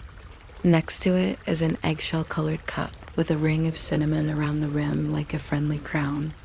The bed has a crocheted coverlet that took 1 winter and 3 novels to complete. There's a Snore collar on the dresser, looking shy. Tonight it won't be used. Tonight compromises will be attempted with pillows. A mirror wears a shawl like a drama queen who has agreed not to perform. The moon stains the curtain with its good intentions, and somebody's aunt would not approve, but the curtain doesn't report to aunts. He or she, let's imagine, both at once, overlapping, politely slides into the bed and rehearses the advice column in their head. They breathe from the diaphragm, which is a part of the body that enjoys attention. They avoid thinking about work and successfully think instead about not thinking about work. This continues for a pleasantly long time. The street outside lets one last carriage score a thin line of sound across the quiet and is otherwise well behaved. A dozing begins, the kind that tests the hinges of the eyelids before deciding to close them. Just then the pillow chirps. It is the faintest squeak from the feather dreams, but it is unmistakably a comment. The sleeper rotates the pillow to the cooler side with the authority of someone who has solved larger problems. The dreams line up once more like dignified shoes. Not every night was so obedient. Nightmares came in the door with the last candle smoke, or so people said. Temperance activists put pamphlets under pillows and declared that spirits beget spirits. Doctors offered the more complicated idea that digestion marched to a drum, and the drum dislikes encore performances at midnight. Most people quietly blended the theories as they did their teas, a pinch of one, a dash of another, steeped in habit. Mothers told children that cheese has opinions, and the children remembered, and the cheese continued to have opinions, because some traditions maintain themselves out of courtesy. A young clerk dreamed of a ledger whose columns ran like rivers. A seamstress dreamed that her tape measure stretched to the moon and told her that sizes were celestial and therefore not worth arguing about. A widow dreamed of a ticking clock that continued after she woke, because the clock was ticking, but in the dream it had promised her that tick was a language for here. She told no one and slept better. Micro-inventions kept arriving with the post, each more certain than the last. A German firm sold a nasal dilator that resembled a tiny horseshoe and sat in the nostrils like a quiet guest. British advertisements assured the public that the device preserved marital harmony by persuading snorers to snore in smaller fonts. A French booklet proposed a fashionable solution. Think of yourself as a lake. Lakes rarely run about at night. They merely accept the moon shaped like a soft shield. This advice was copied into diaries alongside recipes for seed cake. The seed cake was made the next afternoon, and the lake was tested that night. Both performed admirably. An American physician wrote an essay titled On the Hygienic Value of Socks, in which she firmly suggested that feet, when warmed, write longer letters to the brain requesting sleep. Atlantic crossings spread such notions. By the time they reached Scotland, the socks had become shawls, and when they reached Ireland, the shawls had become hot bricks wrapped in flannel and slid under the sheets with the care of smuggling. The principle remained the same. Warmth reads to the nerves and a voice they enjoy. It is easy to smile at all this, but a smile is close to understanding. People really were tired. Industrial hours asked for punctual obedience. Trains arranged everyone's afternoons into thin slices. Gaslight made midnight companionable, and newspapers brought other people's anxieties to breakfast. The body, patiently doing its millennia-old trick of lying down and recovering, now had to do it under a schedule and a ceiling rose. So they experimented. A nightcap that tasted like a holiday. A sachet that turned the pillow into a small botanical garden. A snore collar that implied that manners continue even during unconsciousness. And when the experiments worked, because sometimes they did, they worked with an intimacy that is difficult to legislate. A person drank their cocoa, straightened the tassel of their nightcap as if it were a thought, tied the sash of their dressing gown like a conclusion, and fell asleep because the evening had constructed a path and then walked them down it kindly. Victorian houses had thin walls and thick proprieties. From one room to the next, you could hear entire households falling asleep in order. The child stops resettling. The page of the father's book turns more slowly. The clock does its ordinary task of being repetitive. The cat determines that all toes are accounted for and patrols the landing with professional disinterest. A constable passes on the street and tests the door latch, a civic lullaby. In some streets, the sea can be heard editing itself. In others, the railway sighs as if it has been asked a question and is considering its answer. Night knows exactly what to do. All the lavender, all the admonishing pamphlets, all the delightfully stern mechanical beds, these are, in a way, accessories to a very old plot with no twist ending. You lie down, you stay. Morning negotiates your return. If you are still here, we may allow ourselves the smallest, softest punchlines. A doctor once wrote that sleeping with one's head to the north aligns the brain with Earth's magnetism, the effect of which is moderately salutary, a phrase fit to be embroidered on every pillow. Another advised that the best dream interpreter is the person who made the soup. A temperance lecturer announced that a nightcap of hot water, fortified by will, outperforms brandy. The audience applauded politely and then fortified its will with brandy. A poet confessed that the only sure cure for insomnia was reading his own early works. A vicar wrote in his diary, "Slept tolerably. Dreamed I was at a meeting, which I take to be a merciful warning, and so we drift down the last corridor of this long gaslit house. The last coal has given up a small red memory. The mirror, still covered, is convinced it is a door and is content not to open.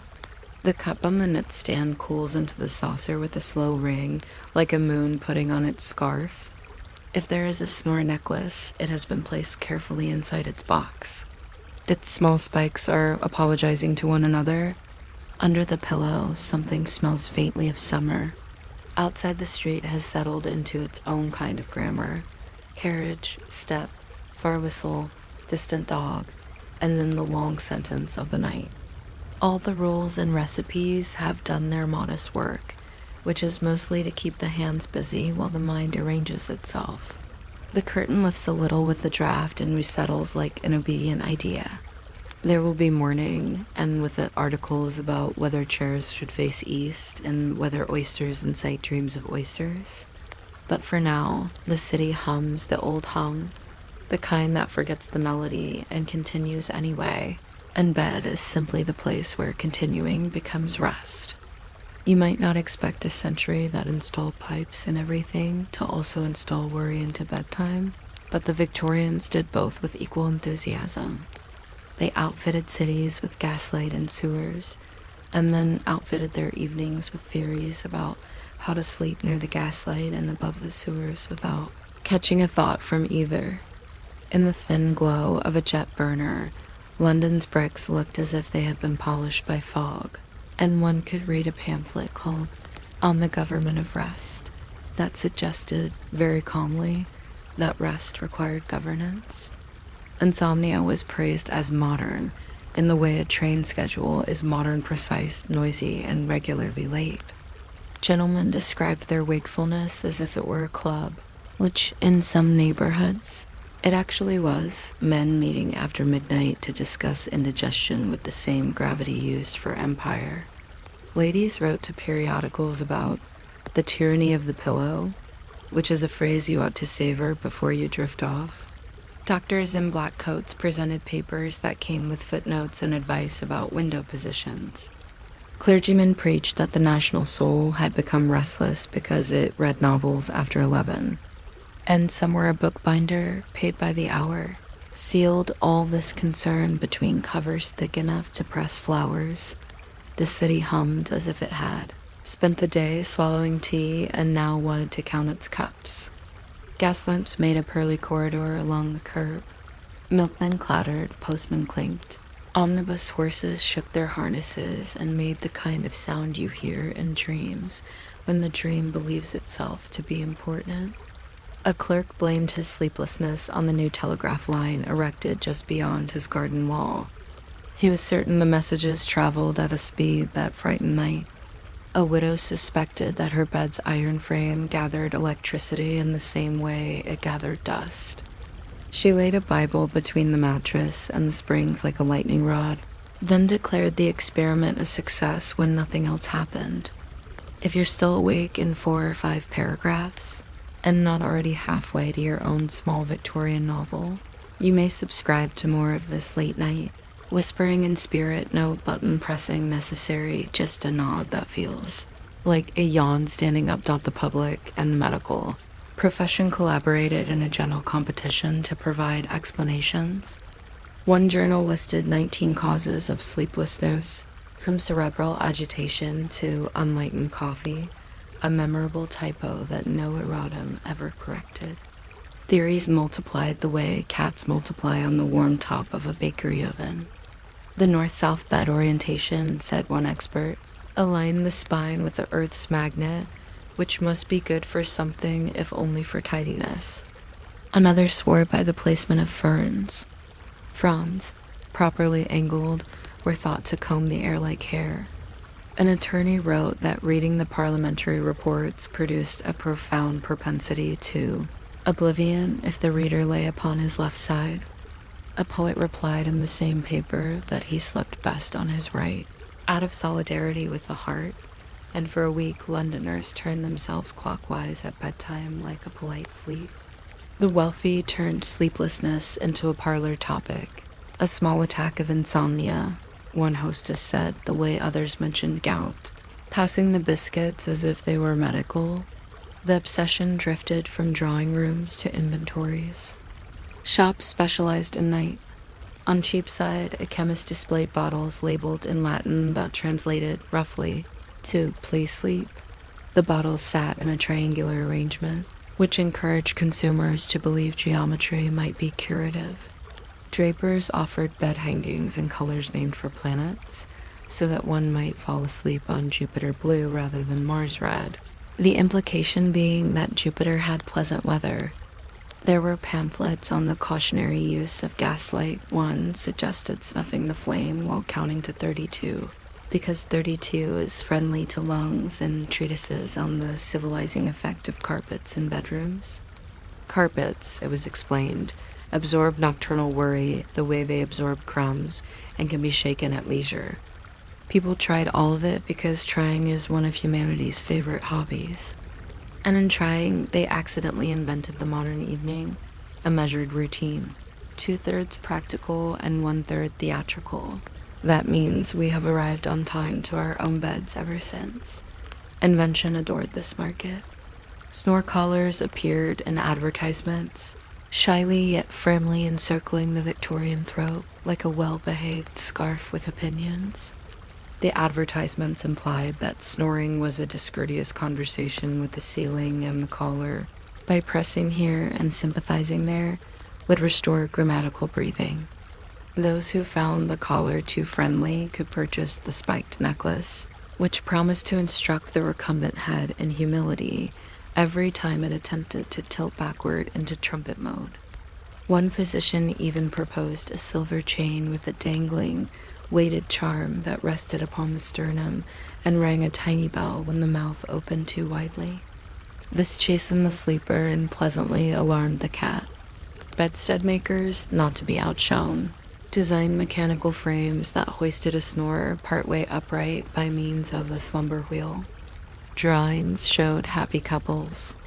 The snorer, suddenly vertical, smiled with the relief of a person no longer responsible for their own gravity. The bed glowed with moral certainty. Smaller gadgets sprouted like mushrooms after rain. There were corks to perch between the teeth, promising a polite seal. There were nose springs that widened the nostrils in a way both scientific and surprised. There were forehead straps, which, when tightened to the correct modesty, pledged to quiet dreaming. A pamphlet sold in railway stations offered a silent spoon, a simple tablespoon laid cold upon the throat for 1 minute before bed so that the laryngeal tempers would settle. The spoon, like most spoons, said nothing and was therefore reliable.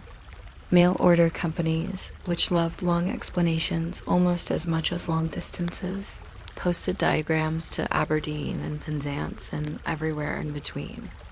A map of Britain could have been drawn from the addresses of people who wished to sleep better by Wednesday. If machinery represented the practical half of the Victorian approach, perfume represented the devotional half. Parlors were small clinics of aroma. Housewives tucked lavender sachets into pillowcases the way librarians tuck notes into books. Not to be outdone, Rosemary tried to make a comeback by claiming it assisted memory and therefore dreams, which is the sort of logic that functions fine after dusk. Chamomile, brewed at kitchen tables scarred by bread knives, offered the cheapest ritual in town. Inhale and think of summer, said a recipe written in a hand that looked like the breeze. Vinegar became fashionable again, a liquid time traveler, spritzed across sheets with the promise of air so clean it might squeak. A night could smell like a garden assembled from suggestions, 1 note of rose, 2 of mint, a chorus of hay. Entire neighborhoods dozed inside small meadows carefully arranged on cotton. The market for night encouraged a market for guidance. Weeklies ranked the best sleeping drafts, scoring them as if they were races at Epsom. Cocoa was celebrated as if it had invented kindness. Milk, gently warmed until it remembered the cow, was considered safe even by those who distrusted all other pleasures. Spices, nutmeg, cinnamon, a scrap of mace came with elaborate instructions. Add the nutmeg last, wrote one columnist, and permit the aroma to speak in paragraphs. Respectable households argued over lids, to cover the cup between sips or to let the steam instruct the face. Even the word nightcap performed double duty, referring both to the beverage and to the soft cone of fabric that made the head look like a polite mountain. People put on both and felt finished. Ritual invited superstition with open arms and good manners. Mirrors were veiled after 11 because someone's aunt swore that they reflected visitors late at night who had not knocked. Clocks were set to the same minute to prevent midnight from arriving in different rooms at different times. This offended order. Doors were not locked and multiples of two odd numbers let sleep through. A superstition an engineer tried to disprove with mathematics and failed because dreams are not auditors. Curtains were drawn to shade the moon lest it bleach the mind, and though this is not how bleaching works, the phrase silver thief drifted comfortably through the pages of advice columns. Hands were washed in tepid water so that the pulse would not feel patronized.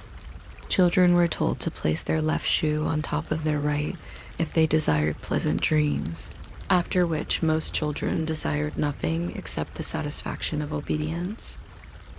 Between sips and superstitions lived the night itself. It came on like an old tune played slowly, changing streets into sentences. Inside homes, the final chores produced small sounds that carried like punctuation, the coal scuttle's throat clearing, the poker's comment in the grate, the ash settling into opinions. Someone took down the last teacups and left behind the rings they made on saucers, little eclipses. Someone trimmed the lamp, turning down the hiss to a whisper that still had a topic. The bed received its occupants the way a book receives a bookmark, with a knowledge of pauses. A page, sometimes an actual child in uniform, brought hot bricks wrapped in flannel and then walked quietly away, as if the bricks were secrets. Sleep arrived from several directions at once, civilized but firm. At the edges of that civilized sleep, dreams staged their nightly theater. Cheap dream books, sold 3 for a shilling, printed on paper that came off on your fingers like gossip claimed that seeing a ladder in a dream meant business, while seeing a bishop meant paperwork. Teeth falling out promised either money or a dentist, depending on the book's mood. Windows signified opportunities if open, drafts if closed. Somewhere a practical ant underlined the latter. A new word crept into these compilations: nightmare food. Blue cheese was accused frequently. Pickled onions blushing with vinegar were also hauled before the bar of reason. An inspector of lunatic asylums testified that he had received a patient, convinced that a double helping of Stilton had gave him visions of arithmetic. The newspapers loved it. Readers, meanwhile, continued to enjoy cheese because even nightmare food, taken earlier in the evening and with biscuit, is still food. Doctors interested in orderliness turned their attention from beds to heads. They warned that thoughts should be arranged before sleep the way boots are arranged near a fire, in pairs, upright and not too close to anything combustible.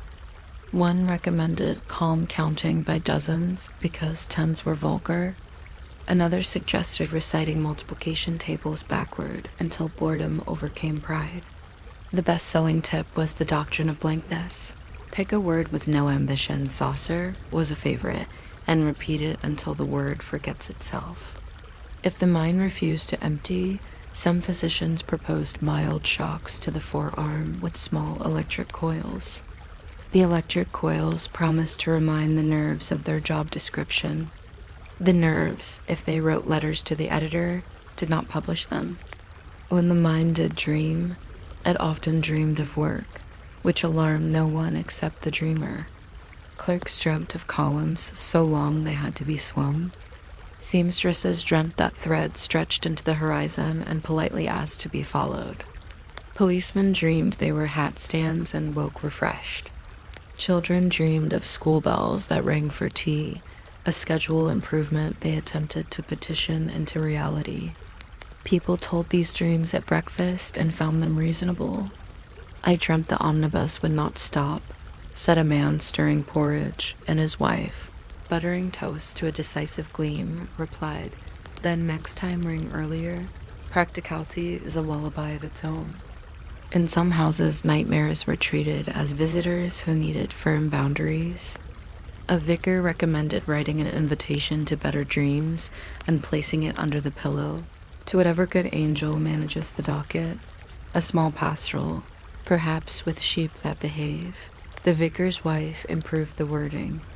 Families kept the prayer, but added a lavender sprig to help the angel find the right address. In the morning, the paper was often lost or crumpled. proof either of angelic attention or of sleep's habit of organizing without filing. Meanwhile, temperance advocates continued to publish warnings about alcohol at bedtime, insisting that a nightcap may usher in unruly pageants.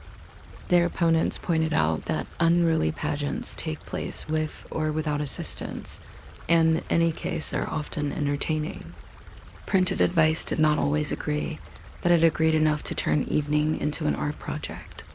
Gentle exercise, said one brochure, but slow enough for the stars to keep up.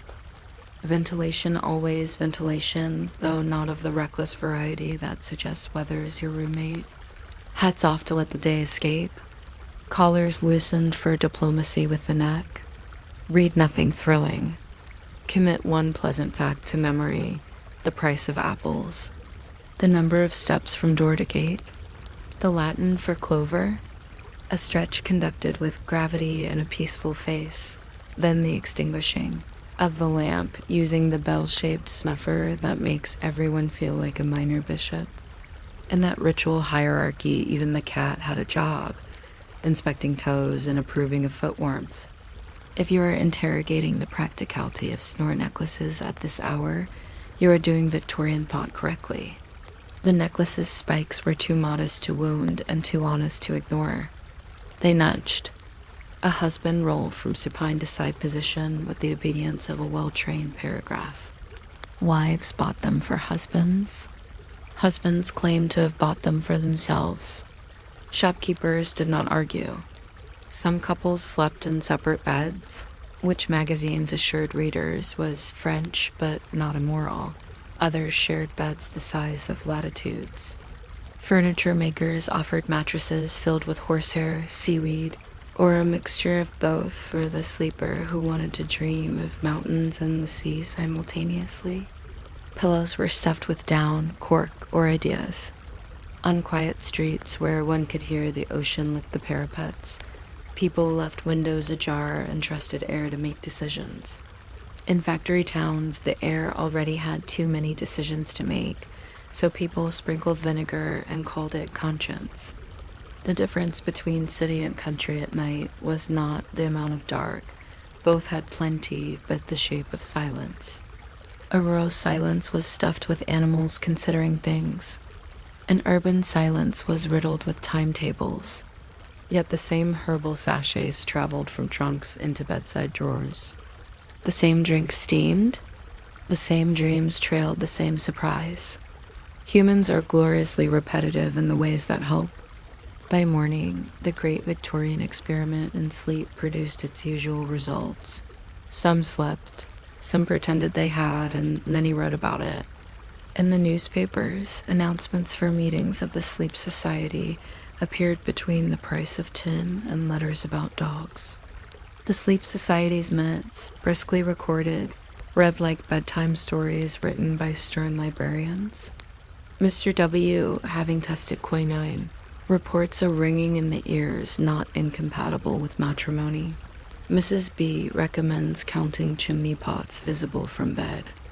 Number variable, success constant, resolved.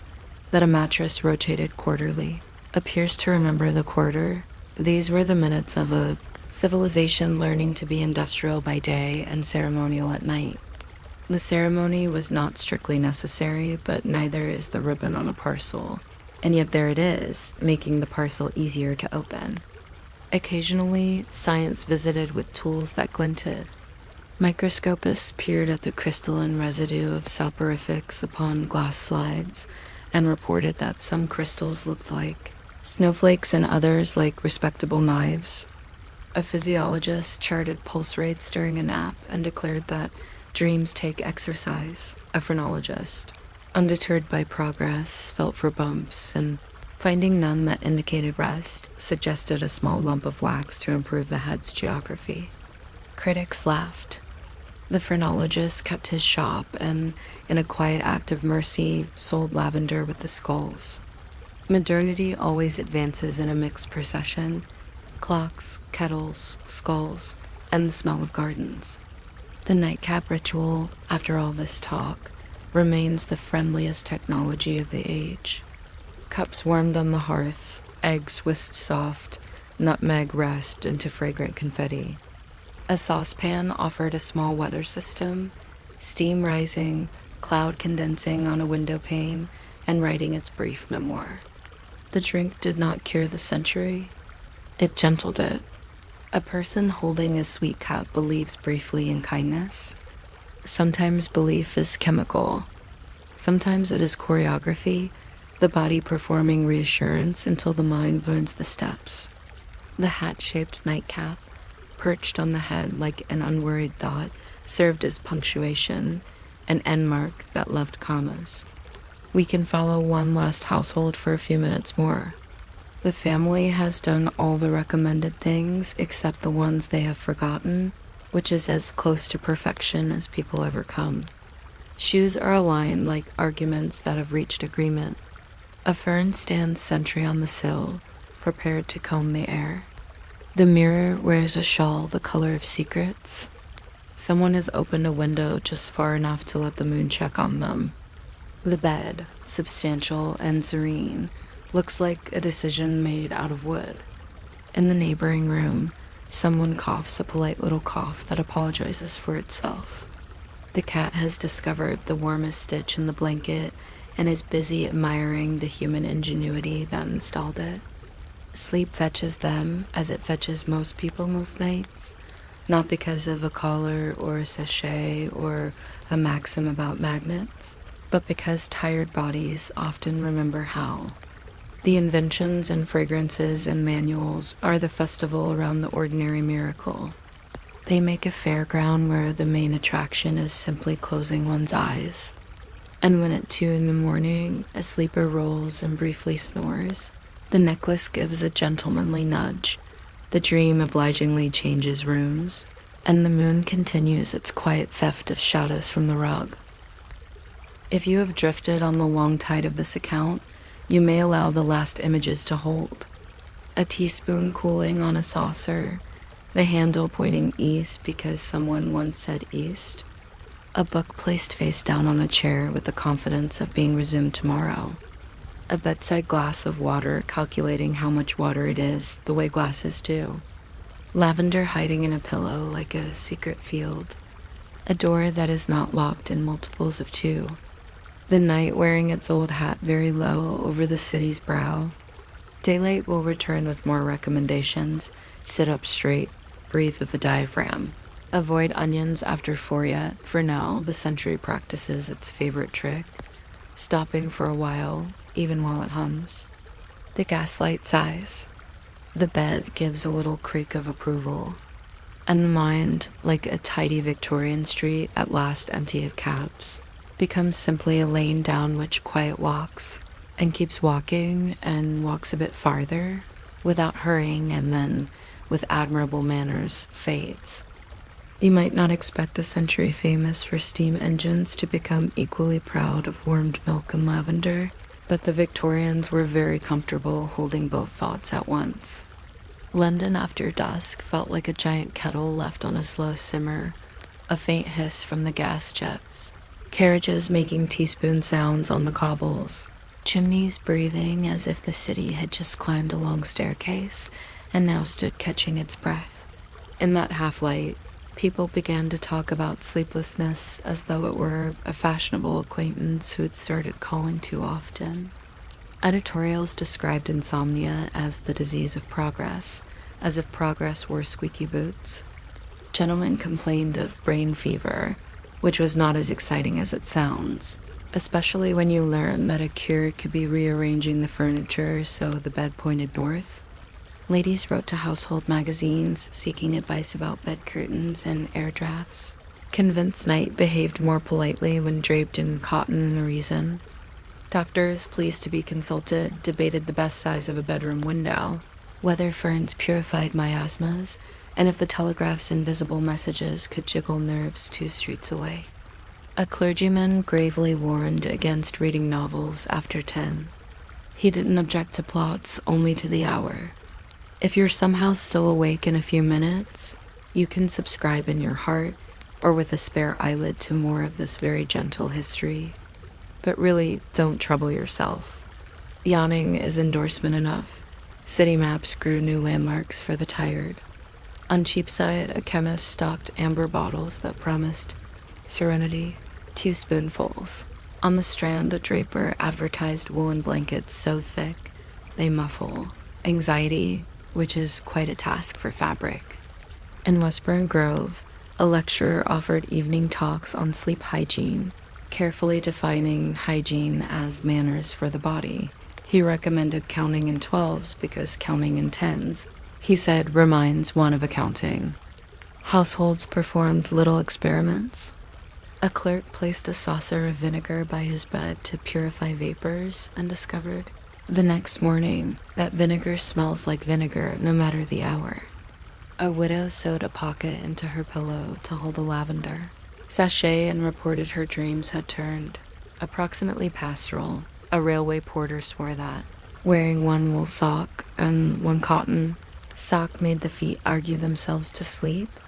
The city was full of such small trials, each conducted with the seriousness used for Parliament, and sometimes with minutes kept in a neat hand.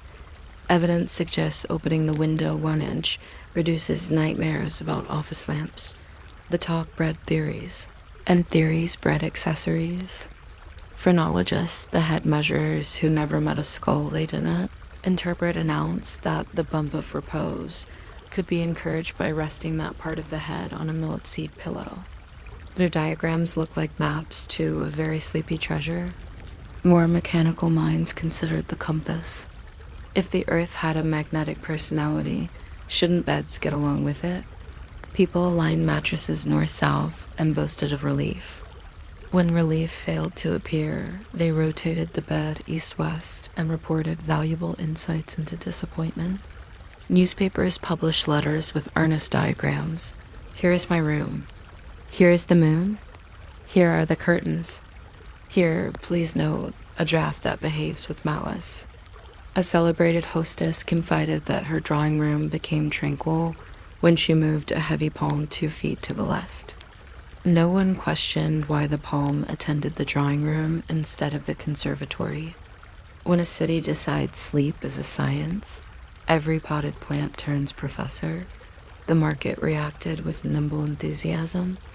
You could purchase a silent spoon, a household implement, designed for pressing cool metal to the throat for exactly 60 seconds before bed. The idea being that the larynx, like a quarrelsome relative, calms in the presence of silver.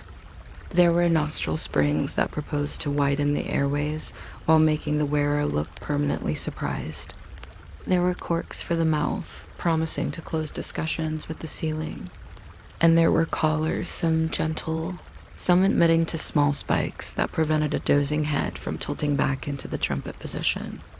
Advertisements featured couples smiling in bed and athletic happiness for people who were allegedly asleep with the caption, "Harmony in the household."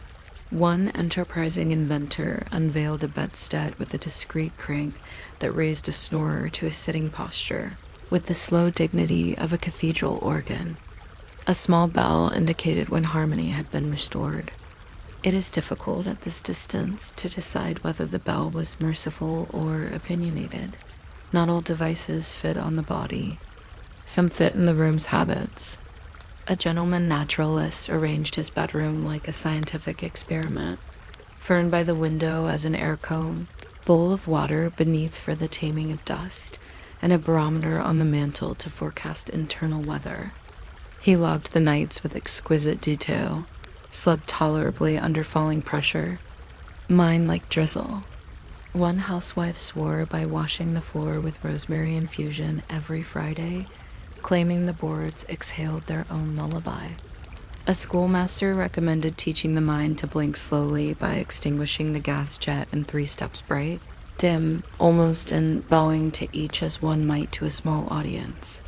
First the bright day, then the dim bustle, then the almost of silence.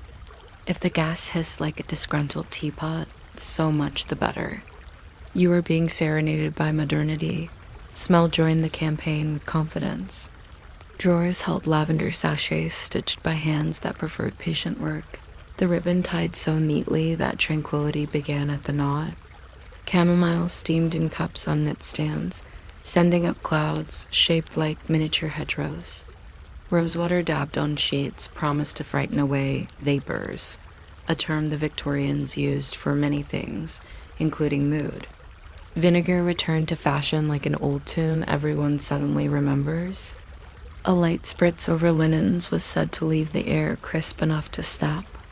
Perfume houses sold bedroom waters, which sounds daring until you read the ingredients. Mostly good intentions, plus a little citrus. Bedrooms became slight apothecaries kind ones, with labels written by people who respect ink. If a visitor entered such a room, the conversation often went like this. Lavender? Lavender and a little mint. Bold. Only at night. The day could keep its coal and leather. The evening wanted herbs and patience. Of course, the crown jewel of nightly custom was the drink that wore the same name as its fabric companion, the nightcap. No respectable evening concluded without at least a small ceremony at the stove. Milk warmed until it took on the memory of the cow. Cocoa whisked until it learned to behave. A bruised clove added to suggest winter's good manners. Nutmeg grated into fragrant snow. Newspapers printed recipes as if they were political platforms. One version required egg yolk, sugar, a little brandy, and a promise to use common sense next time. Temperance advocates offered an equally elaborate, completely sober alternative and called it the working man's harbor.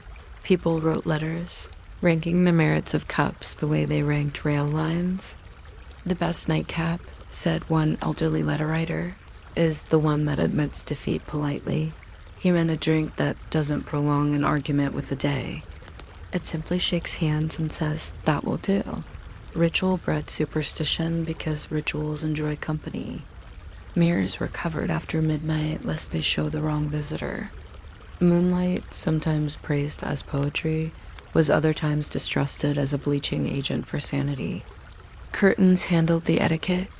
Clocks were arranged so that the hours struck once and only once, no echoing from distant rooms to confuse a sleeper, into adding numbers together at inopportune times. Many households avoided setting 2 bolts on the front door, fearing even numbers were inhospitable to pleasure. Instead, they clicked a single bolt and left the night to finish the arithmetic. Children were told to place the left shoe atop the right for happy dreams. Some children dreamed of shoes anyway and awoke pleased to have done their part. These households performed the nightcap ritual with a seriousness that never forgot to be cozy. A saucepan burbled like a fell into a pond story. The cup warmed on the hearth, then was filled, then carried carefully to a chair that knew your shape. Steam met eyelids, a shy introduction. If a newspaper had scored the day's events in bold black type, the cup rewrote them in italics. The act of sipping at a speed suitable for poems reassured the stomach and the hour. Married couples traded notes about spices the way couples today compare mattress firmness. A young clerk swore a scraping of orange peel in his cocoa-cured accounts-related nerves. A barrister whispered that cinnamon made his dreams competent. Some recipes asked you to stir clockwise for fortune. Others suggested counterclockwise for calm, just in case fortune was too energetic. By the time the spoon settled, the room's corners had softened, as if furniture decided to listen sympathetically. After cups came stories, told not as plots, but as little recollections that understood their place. Someone repeated the weather report from the morning paper as if it were a fairy tale. Barometer steady. Winds light, showers possible in districts where showers have been recently. Someone else remembered a pigeon that walked into the grocer's, inspected the raisins, and left. Enormous matters wars, rail strikes. The price of coal waited in the hall, like boots that would be dealt with in the morning. There was a polite theory that if you fell asleep thinking of something no heavier than a teaspoon, you would wake having dreamed something no heavier than a saucer. The teaspoon school produced many practitioners. Once minds floated into sleep, dreams arrived wearing practical shoes. Cheap dream dictionaries cataloged their visits. To dream of a ladder indicated business rising. To dream of an umbrella foretold letters. To dream of a bishop meant paperwork, which seems unfair to bishops. Cookmaids and clerks, seamstresses and engineers all peered into these pamphlets, chuckling as ink colored the impossible. The pamphlets were printed on paper that smudged the thumb, leaving everyone much wiser and faintly gray. People tried to improve their dreams with small changes to diet. Cheese received the most suspicion. Stilton especially was accused of artistic direction over the night's theater. A doctor wrote to the Lancet with a case study of a gentleman who, after a robust supper of pickled onions and blue cheese, dreamed a sermon so persuasive that he awoke converted to going to bed earlier. The remedy, unsurprisingly, was earlier. Victorians also worried about nightmares with a tenderness that made even fear sound domestic. Manuals described nocturnal frights as visitors who could be reasoned with. One suggestion advised writing a small note, "I respectfully decline any dream of wolves, battles, or endless corridors," and placing it under the pillow. Another recommended laying a Bible between the springs and the mattress to conduct electricity to piety, a sentence so beautiful you can feel it lowering your pulse. Electric coils for the wrist claimed to instruct nerves in obedience. Their boxes showed calmly sleeping couples, their wrists crowned by little copper circlets like medals from a very drowsy army. Most people achieved the same effect by tiring themselves with ordinary life and consuming warm carbohydrates. Yet the talismans remained. It is comforting to believe in instruction manuals for sleep, even when sleep continues to arrive by its own timetable. Dreams reflected daytime, occupations, and reassigned them gentle meanings. The printer dreamed of tidy margins and woke determined. The lamplighter dreamed of a moon that asked to be trimmed. Children dreamed of schoolrooms where the bell rang for cake, and wrote petitions to the headmaster who filed them under wishes. Policemen dreamed they were hat stands. Hatters dreamed they were policemen. A railway clerk dreamed that every ticket he tore made a snowflake and awoke fond of winter. Over breakfast, these reports became as standard as marmalade, which is to say solid, bright, and a little bit bitter. Everyone felt included in the Republic of Dreams, where even oddities had civic value. Writers took down nightmares with the cool diligence of botanists sketching ferns. A lady noted that a cheese dream resembles real life in its precision and completely ignores it in its transitions. A physician observed that a full moon multiplied visits from beasts with good posture, by which he meant wolves that walk as if balancing books. Ministers advised that one should not fear dreams about falling. They are rehearsals for humility. A Quaker pamphlet insisted that silence entered the body during sleep the way tea enters water, patiently with mingling. This was printed in a font so calm you could almost hear it steeping. When nothing worked, people declared that the bed had lost its temper and flipped the mattress. A cure whose confidence was rewarded by feeling industrious. If you follow one household through a night, the rhythm becomes almost musical. The lamps are turned down, a quiet descant of hisses. Blankets are shaken once, twice, as if spelling a short word. A hot brick wrapped in flannel is slid beneath the sheets with the ceremony of christening a ship. There is a final check, window latch to the first notch, because the second notch admits a swaggering wind. The mirror wears a shawl out of modesty. Someone peeks at the new wallpaper border near the ceiling tiny. Thistles marching so that the last thought resembles a parade of agreeable weeds. The cat performs a slow circle and selects the warmest possible latitude on the human continent. Silence arrives on cat feet and then on slipper feet, and then simply arrives. Now and then, a sudden snore disturbs the treaty. The snore caller, performing its delicate diplomacy, encourages a roll to the side. Harmony returns, chastened but unoffended. If the thunder of distant carts intrudes, a hand reaches for the lavender sachet and presses it like a friendly witness. The city outside rattles on, grown used to carrying the weight of other people's windows. Somewhere a night watchman taps his stick, which is one of history's gentlest percussion instruments. The tap declares that everything is, for the moment, intact.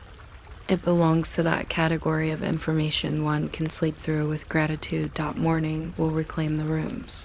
But nights collect small lessons. The Victorians learned that sleep prefers kindness over conquest. They learned that a cup that does not argue helps the tongue forget its speeches. They learned that a room can be persuaded to behave, pull the curtains, air the pillows, introduce the moon only by invitation. They learned that invention is a respectable lullaby, and that a family who counts in 12s together often wakes in a good mood. And they learned quietly, repeatedly, that tired bodies are traditionalists. Give them warmth, a low flame, a little story, and they will attend the oldest service. We can linger where they leave us. A spoon cooling on a saucer, its handle pointing toward a superstition. A gas jet turned to the smallest possible blue. A fern soldiering by the window as if guarding against the wrong sort of dream. A collar on the bedside table that looks like a curious bracelet for the throat of the night. Somewhere beyond the bricks, the river rearranges the reflections of lamps, and clouds rehearse their day. Nothing has been cured, though many things have been steeped. But the bed understands, and the body understands, and the mind, which has talked enough, begins to shelve its words like a good librarian. If you're still listening, you may let the quiet finish the paragraph for you. The cup is empty, the room is neatly arranged, and the sentry as meticulous as a ledger and as soft as a feather pillow folds itself along the seam of darkness and rests. You might not expect an empire that could timetable trains by the minute to spend quite so many evenings whispering to a pillow, but the Victorians did exactly that. London under gaslight looked like a giant teapot left to steam on the world stove, the lids of the lamplighter's steps clinking shut, shop blinds rattling like teaspoons, and somewhere a piano practicing the same 3 bars because the pianist had promised to play quietly after 10. With all this dignified clatter, sleep began to feel like a shy guest. It needed coaxing. It needed etiquette. Doctors wrote papers about nervous prostration, which is a phrase that already makes you want to sit down. Clergymen preached kindly sermons recommending early hours as if dawn might mark your attendance. Newspapers offered tips for ton in a crow pose, which sounds as if dreams could be laundered and folded. The worry was not dramatic, just persistent. Sleeplessness sidled into dinner conversations the way weather does, and then stayed for dessert. A barrister blamed the new telegraph lines, convinced invisible signals traveled into bedrooms like overachieving drafts. A novelist blamed serial publication chapters ending at cliff's edge, minds left politely dangling. Tailors whispered that trousers cut too snugly around the waist, inhibited the fall of thought. If you remain awake by the time we reach the vinegar sprays, you are very welcome to subscribe or to yawn and do nothing. Both actions are valued in our quiet economy. The upper middle classes developed a knack for describing insomnia with real finesse. One lady said she felt as if her mind were a small shop that had closed at 10, remembered it had left the cash drawer open, and kept getting up to check. A civil servant compared his thoughts to files that reshelved themselves in the wrong cabinet. A diarist carefully recorded the number of times a nearby horse snorted between 11 and midnight for 10 straight nights, then added a footnote praising the horse's regularity. Physicians disagreed over causes in pleasant Latin. Some suspected overeducation. Others suspected insufficient walking. Others eyed gas fitting suspiciously. The era had a theory to suit every temperament. There were advocates for absolute silence and for gentle noise. There were believers in north-south bed alignment, and a rival faction who insisted east-west made the dreams more classical. There were people who slept with the window open a cautious inch because the open air was believed to be a tonic, and others who sealed every crevice with flannel snakes, convinced that urban air possessed a personality best left outdoors.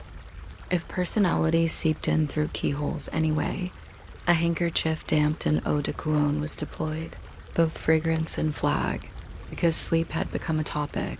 Shops acquired shelves for it.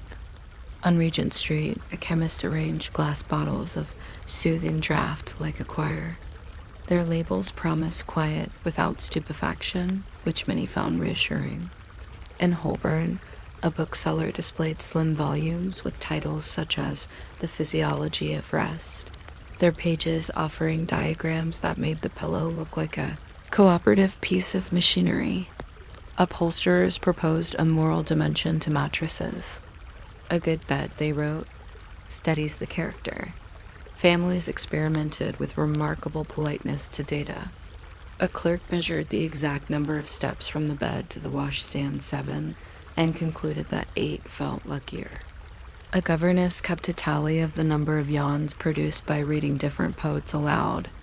Tennyson won by a comfortable margin. In Bayswater, one gentleman tested whether removing the bedroom clock eliminated anxious counting. He awoke late for work and wrote a letter to the Times advocating clocks, but with covers on the faces to muffle the arithmetic dot where there is demand, there are devices. And the Victorian night was an excellent incubator for contraptions that promised peace. Snoring, in particular, was treated with a mixture of ingenuity and affectionate exasperation.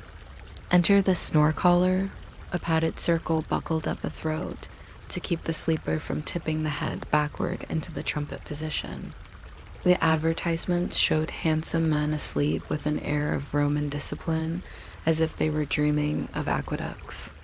Anyone who has slept near such a collar knows it looked less heroic in dim light, sitting on the bedside like a small life preserver for manners.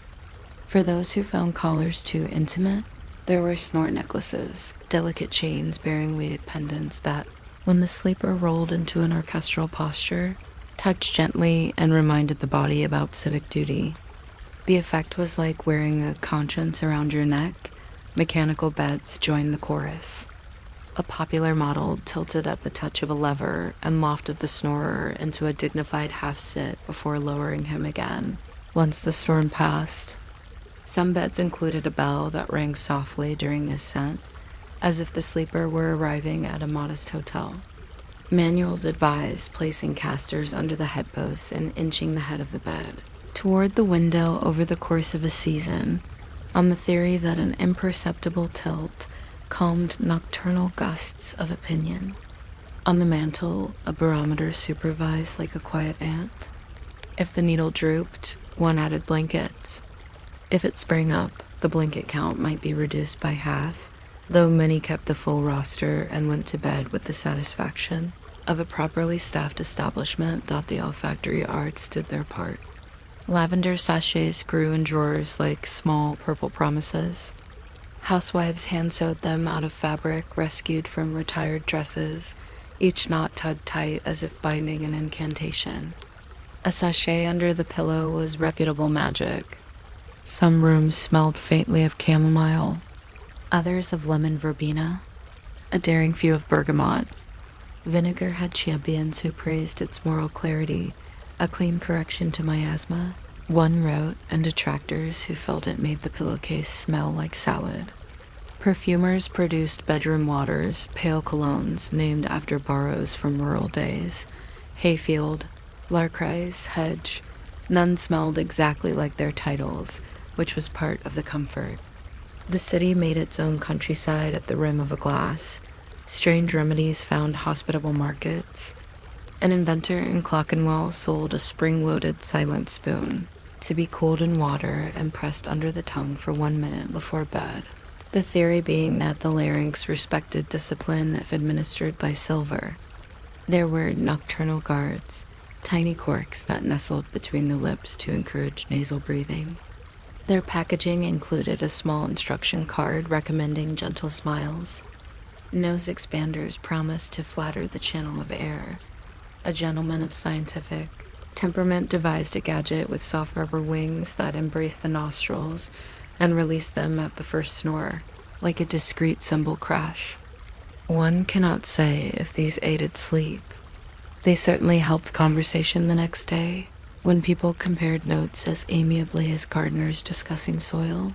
The city's quieter. Households perfected a pharmacy of the linen press. Sprigs of dried rosemary tied with ribbon were tucked against sheets, and people swore they could hear the herb telling the mind to tidy itself.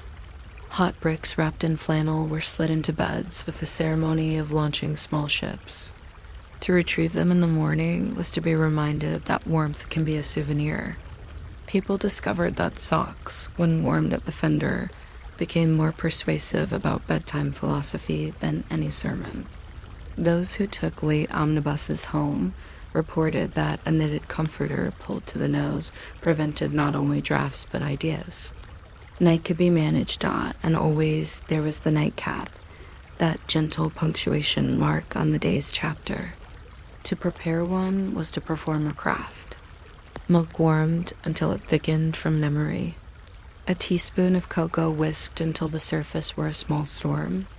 Nutmeg grated into a minor snowfall. Clove bruised to release what felt like an old story about winter. Some recipes flirted with brandy and backed away. Others committed gallantly, adding an egg yolk and calling the result posset, a word so comfortable it practically falls asleep uttering itself. Temperance households managed splendor without spirits, oat gruel creamy as a reassurance, a barley water that tasted like shy applause. Newspapers published ratings for cups as if they were evaluating railway carriages. One columnist insisted the perfect mixture should admit defeat politely, a cup that nods to the day, shakes hands with it, and shows it to the door without further debate. Rituals nested inside rituals. Cups were warmed first, not for taste but for kindness. Spoons rested on saucers with their handles pointing toward the window. Some families kept to this compass as strictly as sailors. Steam curled up, found the sleeper's face, and performed the smallest massage known to history. People debated whether to sip standing by the hearth or settled in the good chair. Standing, said the energetic, lets the drink wander along the ribs. Sitting, said the contemplative, allows it to lecture the stomach. Households arrived at private doctrines and held them with serene conviction.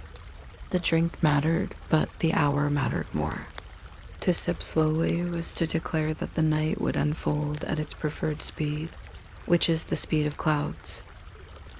With the warm cup came household folklore, much of it endearingly neat. Mirrors were turned to the wall after midnight lest they reflect not faces but visitors, a term applied to both ghosts and intrusive thoughts. Moonlight had a reputation that changed with the season. Poetry in June, mischief in February. Some families hung thin curtains of muslin and announced that the moon could look but not scold. Clocks were muffled so that the hour only ticked once. Echoes were considered opinionated. 2 bolts on the front door were thought unlucky in some streets. People swore 1 bolt and 1 chain ensured odd-numbered safety, which arithmetic cannot disprove at 1 a.m. Children set their shoes marching under the bed from left to right to invite cheerful dreams. Occasionally, a dream obliged by presenting a parade of boots winning a medal. Desks were soothed with ceremony. Towels warmed on the rail. A sprig of geranium on the washstand announced hospitality without extravagance. Hosts explained the mysteries of the house like kindly priests. The window latches have 2 positions, they would say. Choose the first for comfort, the second for adventure. The bell pull in the corner rings downstairs, but it does so in a tone that suggests problems should be solved tomorrow. Here is a tiny book of poems in case your mind insists on words. It is full of short lines that end gently. In houses like these, sleep arrived as if it had been courted. When sleep finally staged its landing, Dreams took fashionable shapes and then very unfashionable ones. Cheap dream books attempted to corral them. To dream of ladders meant promotion, of umbrellas, letters, of meat pies, the need for thrift, of bishops, paperwork. These little dictionaries were printed on smudgy paper that stained the searcher's thumb, as if the interpreter had been inked into participation. Factory workers examined them on breaks and teased one another about pigs or bracelets. Seamstresses compared notes like scholars. Children learned that to dream of a cat foretold a surprise, which, in houses where cats already lived, felt suspiciously circular. Cheese stepped onto the stage as villain and jokester. Stilton, in particular, received blame for thundering spectacles in the night theater. A magistrate reported a dream in which he tried a case against the moon. Acquittal was unanimously granted, but the moon refused to leave the dock.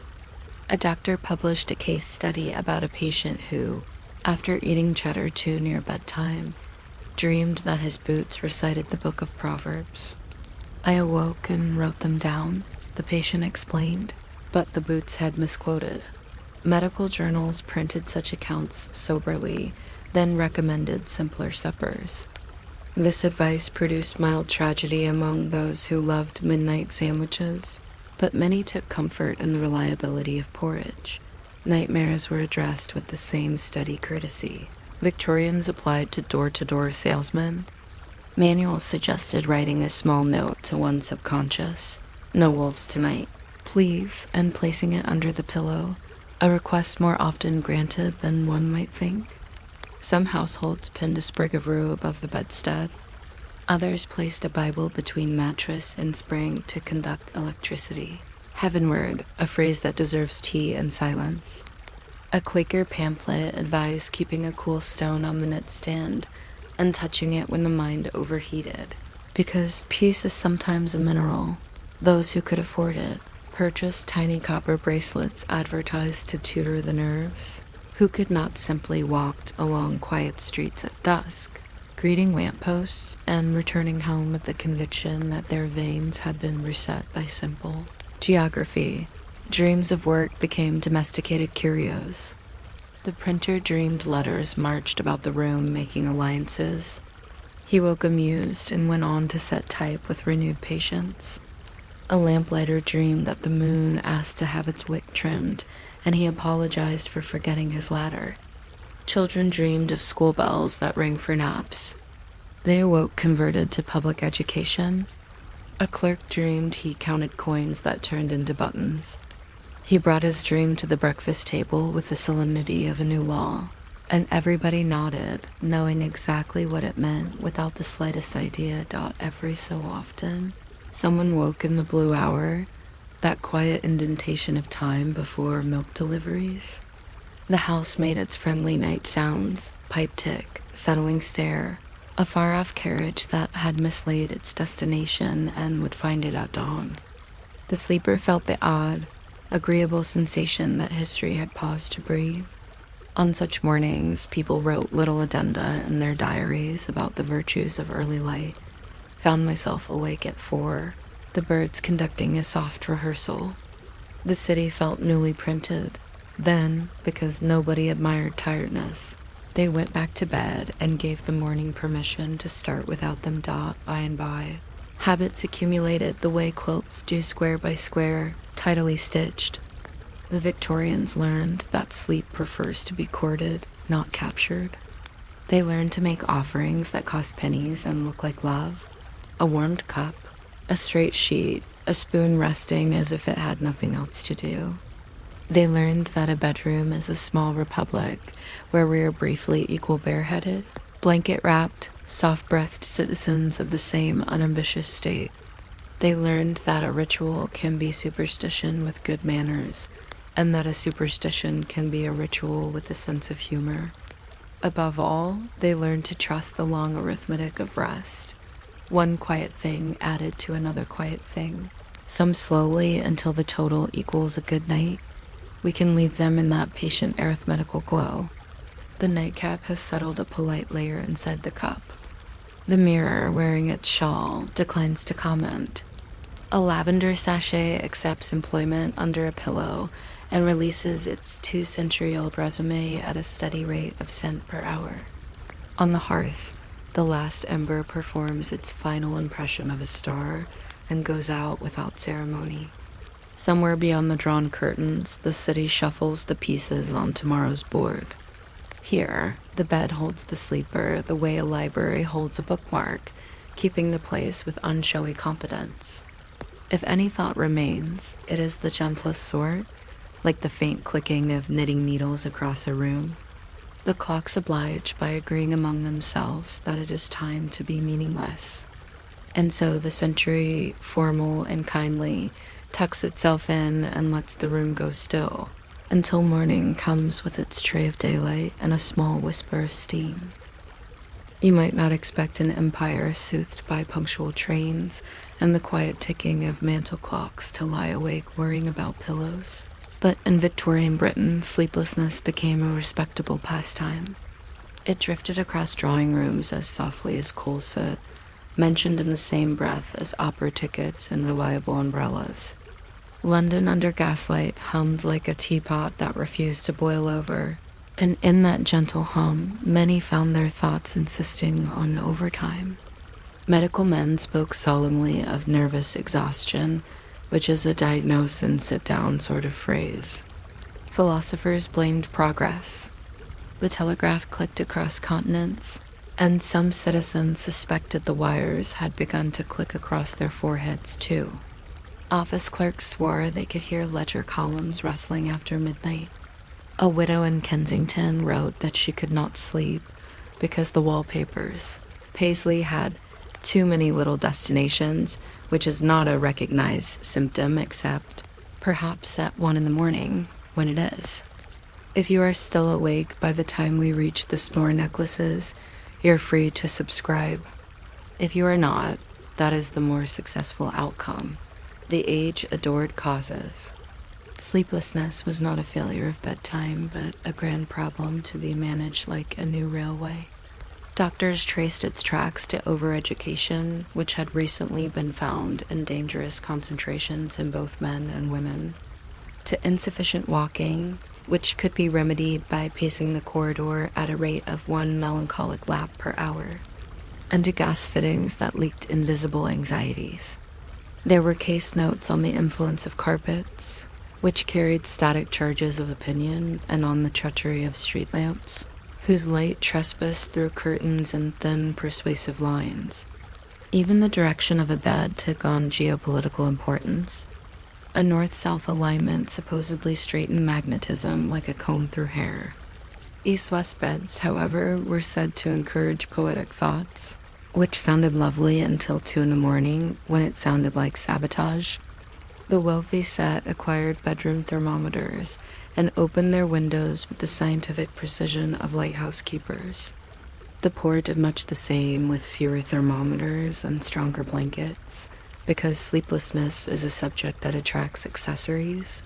The marketplace obliged. Chemists bottled soothing draughts in glass the color of honest rainwater and promised rest without stupefaction. Shoppers liked the wording. There are few fears greater than being stupefied by one's own medicine. Booksellers stocked neat little volumes entitled The Conduct of Sleep, or The Pillow and Its Physiology. Diagrams showed the head from dignified angles, as if it were considering a career in architecture. Gentlemen experimented with statistics. One kept a notebook of the exact time each carriage clattered past his street between midnight and dawn, and concluded that the second coach at 2:13 was the moral culprit. Ladies cultivated the art of a faint yawn at supper, a social cue meaning, I long for rest, but also pudding. Clergymen preached kindly sermons recommending the early hour, and printers published them promptly so congregants could read themselves to sleep on the matter of sleeping.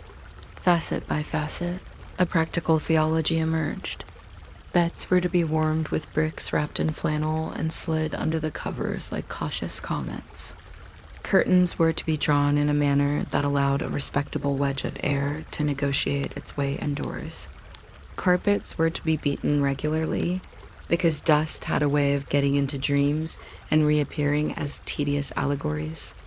Some families insisted on removing the bedroom clock. The tick was called an accusation. Others kept the clock, but covered the face with a lace doily, an arrangement that turned time into a shy house guest. If a bedroom included a view of a chimney, people learned to make peace with the fact that smoke can also be pastoral, especially at a distance. The household cat performed patrols and, when found asleep on a folded gown, provided living proof that comfort could be both uncomplicated and ornery. Inventors, who are never happier than when solving problems that already have solutions, arrived with earnest hardware. The Snore collar was a leading exhibit, a padded ring buckled at the throat to prevent the sleeper's head from tipping backward into full orchestra. The drawings made wearers look like stoic mariners. Reality made them look like gentlemen politely awaiting rescue. There followed the Snore necklace, a delicate chain bearing a weighted pendant that, when the sleeper rolled into trumpet position, tugged gently and corrected pitch. Advertisements spoke shyly of nocturnal humility. For the technically minded, mechanical beds offered an adjustable moral posture.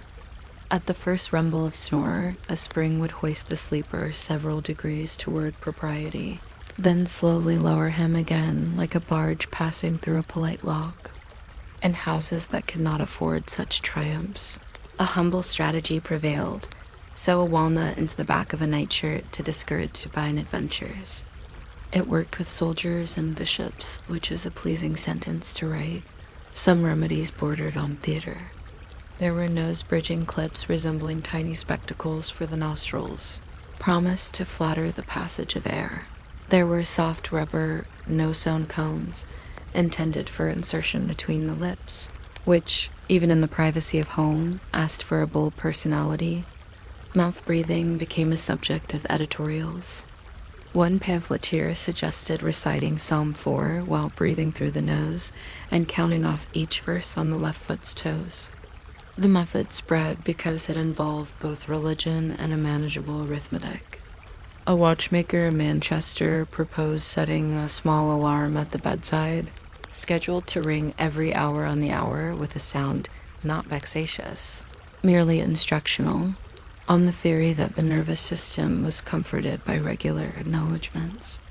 Customers reported that the instruction was clear and that they had learned to dislike the watchmaker. The olfactory trades entered like a choir. Lavender sachets proliferated in drawers, stitched from remnants of dresses that had danced in better rooms, now recruited into the night shift. Chamomile took service in pillows. Perfumers sold restorative waters with names that read like pastoral postcards: hayfield, hedge, meadow edge, and smelled like city optimism watered to a comfortable ratio. Vinegar stood proudly among the options, praised by some as stern hygiene for the air and rejected by others for making the room smell sentimentally like salad. A few brave noses enjoyed the fashionable sharpness of eau de cologne before bed and interpreted the resulting brisk dreams as imperial competence. In very thrifty homes, a sliced onion was set in a saucer beneath the bed to absorb disagreeable influences. If nothing else, it ensured that nobody asked for a midnight sandwich.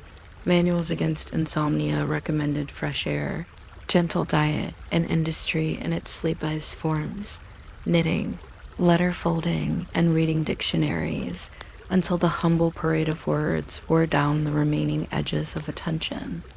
One family in Leeds read aloud from the railway timetable each night stations whispered like rosary beads. Another experimented with seating for fatigue.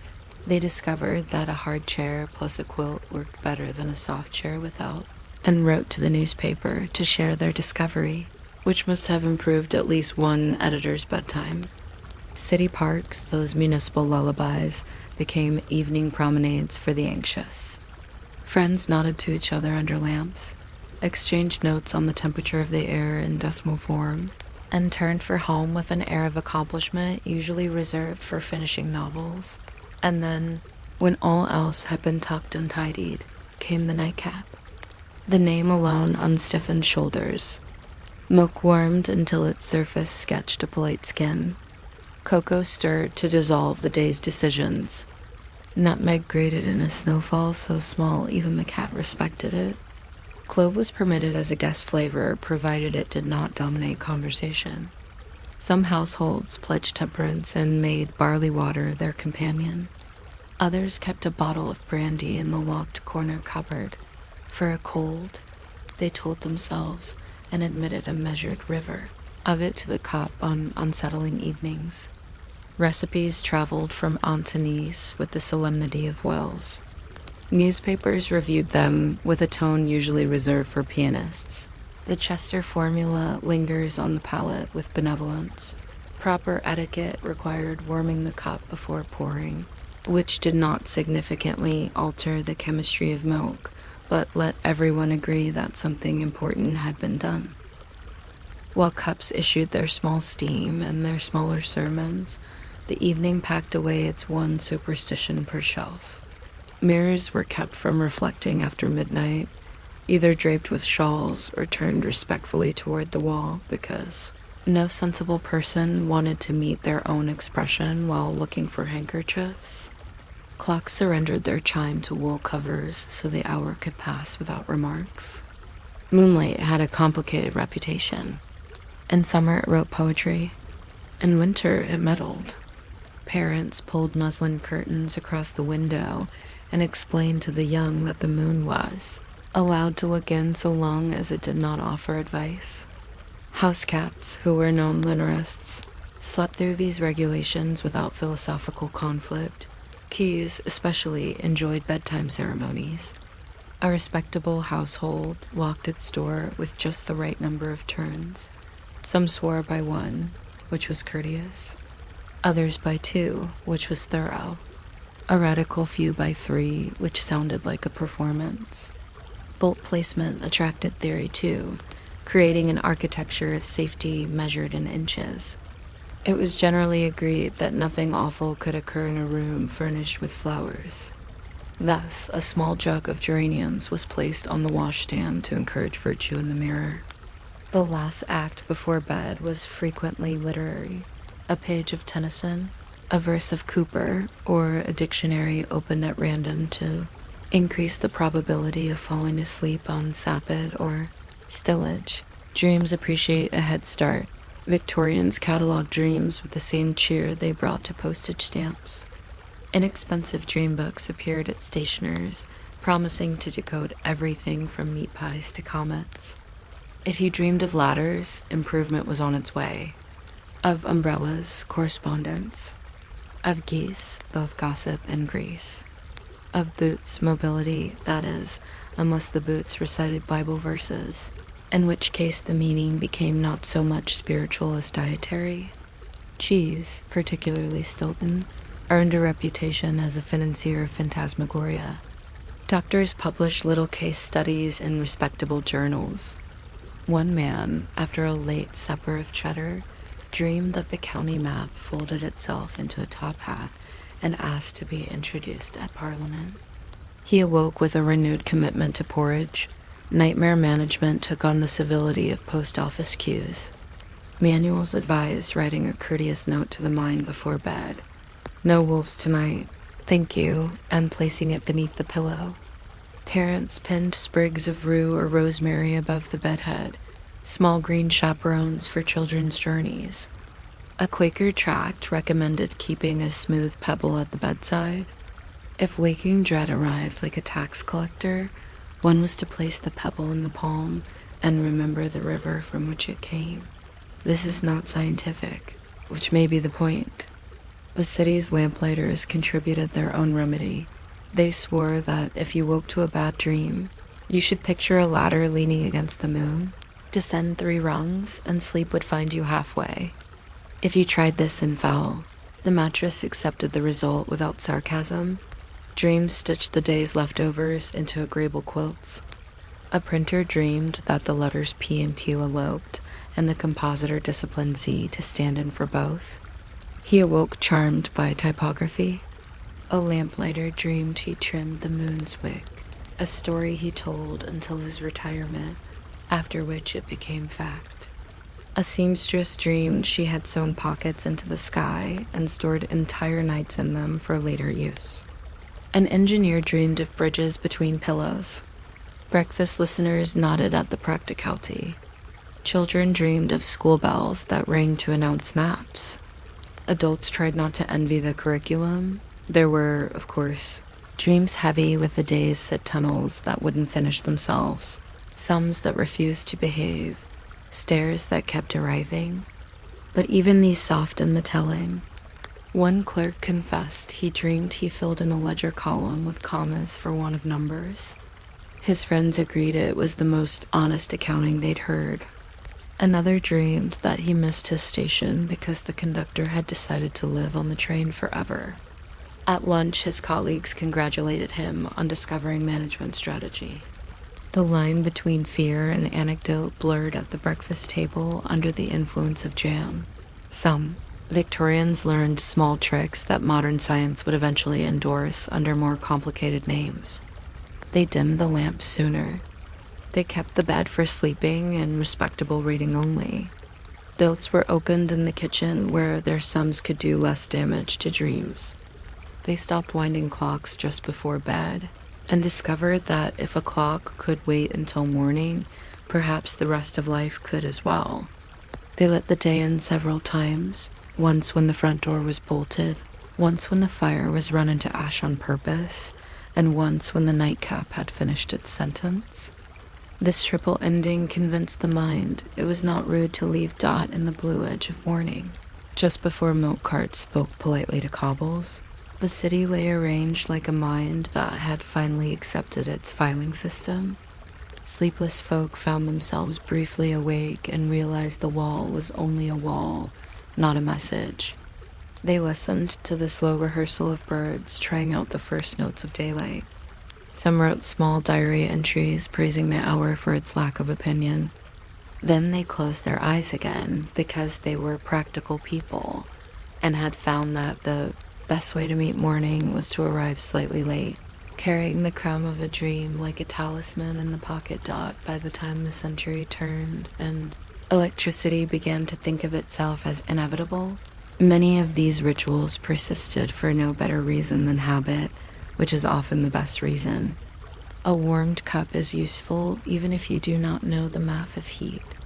Lavender sachets are not improved by understanding them. A draped mirror will not demonstrably reduce ghosts, but if it keeps the moon from remarking on your hair, then it has justified its shawl. Snore collars yielded, eventually, to a frank acceptance that some noises are part of the night's furniture, like stair creaks and the small speech of kettles. Diaries continued to record the steady, meaningful events of sleep. Slept passably, slept well, dreamt of stairs again, did not dream at all, and felt remarkably democratic about it. So we let them drowse now, this nation of well-meaning sleepers. The railway timetable is folded on the table like a calm opinion. The cat has made an effective argument for the center of the bed. The last coal has agreed to become an ember and then not to be discussed further. Somewhere in the room, a cup gives up the last of its warmth, which is always the best part because it expects nothing in return. The mirror faces the wall and minds its own business. Lavender, which has managed the same job for centuries without promotion, does it again. There is a soft negotiation with the pillow. The city breathes in and the room breathes out, and a dream begins in the manner of a good sentence quietly, with a verb that has decided to be kind.